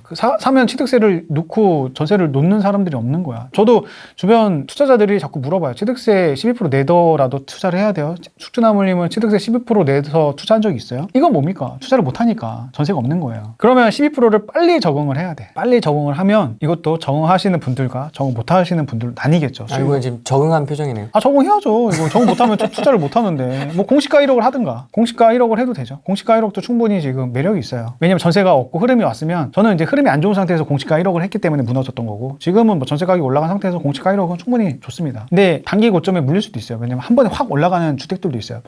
뭐 용적률이 뭐 낮다거나 아니면 썩은 아파트 같은 경우는 한 번에 확 올라가거든요. 한 번에 두세 배씩 올라가요. 그런 건 단기 고점에 물릴 수 있으면 좀 위험할 수 있기 때문에 그것들은 염두에 두고 주의하고 투자하면 좋지 않을까라는 게 제 생각입니다. 서울에서도 현재 난곡 사거리 쪽으로 난곡 경전철 및 강남 순환고속도로 출구 공사 및 도서관 설치가 확정되어 있어서 호재이긴 한데 서울 중 너무 소외되는 지역인 것 같아서 신림역 넘어서 난곡 사거리 근처를 기반으로 투자를 계속해 나갈 수 있을지 고민입니다. 뷰가 있으시면 들려주십시오. 이분은 이제 남곡 쪽에 남곡동에 빌라가 좀 있으신 것 같아요. 남곡동에도 빌라 파시는 분들이 많았어요. 거기가 좀 낙후된 지역이에요. 서울에 어떻게 보면 좋은 지역이죠. 그래도 강남 쪽에 위치해 있고 강의 남쪽에 위치해 있고 관악구긴 하지만 근데 거기가 이제 교통 소외 지역이었어요. 산꼭대기 있고 언덕에다가 교통 소외 지역이고 근데 빌라들이 너무나 많은 지역이었어요. 개발이 필요한데 거기는 신축 빌라가 너무 많아서 노후도가 엉망진창이에요. 그래서 이분은 신축 빌라를 분양 받으신 것 같은데 불안한 거지. 신축 빌라를 분양 받은 거는 난곡선이 뚫리니까 그것들을 유치를 하거든요. 솔직하게 얘기를 드리면 그 빌라 가격으로 송파도 살 수 있어요. 강남도 살 수 있거든요. 같은 가격이면 광진구 쪽에도 살 수 있고 송동구 쪽에도 살 수 있어요. 뭐 물론 재개발 이슈가 없는 쪽 할 수가 있는데 그러면 남곡 쪽보다는 그런 쪽 하는 게 가격 비교해보면 맞잖아요. 뭐 물론 남곡 쪽도 난곡선 뚫리고 언제 뚫릴지 모르겠지만 계획만 잡혀있는 거지 언제 될지 몰라요. 하지만 빌라라는 거는 그런 호재로 인해서 올라가지가 않아요. 지금 굉장히 많은 서울에 호재들이 있었지만 빌라가 올라간 건 호재로 올라간 게 아니라 작년에 8% 올랐거든요. 그냥 아파트가 올라가니까 덩달아 올라간 거예요. 기투자자이신가 봐요. 아마 네, 올라간 거예요. 그래서 호재 보고 투자하시면 안 됩니다. 빌라는. 뭐 호재 있으면 좋긴 하겠지만 근데 호재는 정말 혹하게 하는 호구되는 재앙일 가능성이 커요. 그걸로 인해서 투자자들이 유치를 하는 거니까. 그 다음에 거기가 뭐 투룸 뭐 이렇게 쓰리룸 정말 작은 것들을 분양을 받으셨을 거예요. 근데 다행인 건 뭐냐면 지금 전세 가격이 올라가니까 그래도 2년 뒤 뭐 4년 뒤면은 충분히 투자금을 회수할 수 있을 거예요. 투자금이 많이 안 묶였으면 다행일 테지만 투자금이 묶였으면 뭐 4년 뒤에는 투자금 회수되지 않을까라는 게 제 생각인데 투자금이 너무 안 묶였으면 좋겠습니다. 안 묶이길 바랍니다. 개인적으로는. 그리고 저는 투자 오래 하시는 분들도 한 분야만 파신 분들이 있거든요. 재개발은 재개발, 분야가면 분야권, 경매면 경매. 그래서 저는 단기간에 여러 개를 다 경험을 했고 투자도 다 직접 해봤으니까 그래서 한 분야만 집중하신 분들도 제 책을 읽어보셨으면 좋겠고 장단점들이 다 나열을 했거든요. 아니면 계속 청약만 기다리시는 분들도 있어요. 무주택자들. 그분도 한번 읽어보셨으면 좋겠습니다. 청약만 기다리면 어떻게 되는지. 네. 어떻게 되는지 한번 보셨으면 좋겠고 제가 이제 이 책을 쓸 때 저는 현재 트렌드를 담지 말자 오랫동안 적용할 수 있는 투자 서적을 만들자라는 그런 컨셉으로 적었고 최대한 쉽게 쓰자 누구나 처음 보시는 분들도 최대한 쉽게 그 다음에 어떤 설명이라든지 자료라든지 뭐 그런 것도 최대한 배제를 했어요. 왜냐하면 그런 것들을 많이 보면 지치거든요. 정보들이 너무 과부하가 된 상태에서 책을 읽으면 지쳐. 너무나 정보들도 많고 읽어야 될 것도 많고 유튜브도 봐야 되고 블로그도 봐야 되고 카페 글도 봐야 되고 하는데 책에서까지 막 과부하가 일으키면 저는 그러고 싶진 않았습니다. 보다가 빵 터졌던 부분이 하나가 있는데 뭐 네. 하나가 아니고 몇 곳이 있었는데 그래요? 공인중개사 분이 올수리는 언제 하실 건가? 아, 네. 그게 되게 웃겼는데 한번 읽어보시면 아실 겁니다. 그게 뭔지. 이런 경우도 있을 수 있구나. 어떻게 그걸 다 하셨어요, 수리를? 그때 의욕이 넘쳤으니까. 파이팅이 넘쳤구나. 네, 파이팅이 넘쳤죠. 그렇게 열심히만 하면 성공할 줄 알았어요. 열심히만 하면 내 몸을 혹사시키고 그게 저는 노력이라고 생각을 했고 노력하면 대가가 온다라고 생각을 했죠. 근데 전혀 아니지. 노력과 열심히 하는 거와 결과는 전혀 별개예요. 맞아요. 기본과 전략을 갖추고 해야 되지. 네, 내 노동력과 결과를 동일시하게 생각하시는 분들이 많은데 저는 예전에 그렇게 생각을 했죠. 전혀 별개입니다. 적폐들은 의리가 있습니다. 우리 또 의리가 있지. 의리가 있죠. 또 가오가 있지. 지금 2시간 넘게 봤는데. 천분이 사주실 거라 저는 믿어 의심치 않겠습니다. 여러분들 제가 오늘 돈 버는 이야기 너무 많이 해줬어요 지금. 네, 술술 흘려주신 게 지금 네. 제가 들은 것만 해도 엄청 많아요 지금. 저는 이 표정을 보면서 말을 듣고 있기 때문에 이렇게 네. 느껴지거든요. 그죠? 체크가 되거든요. 그죠? 네, 아마 알아서 한번 눈치 빠르신 분들은 네. 빨리빨리 행동하실 겁니다. 오늘 여기까지 하겠습니다. 네. 고맙습니다. 네, 고맙습니다.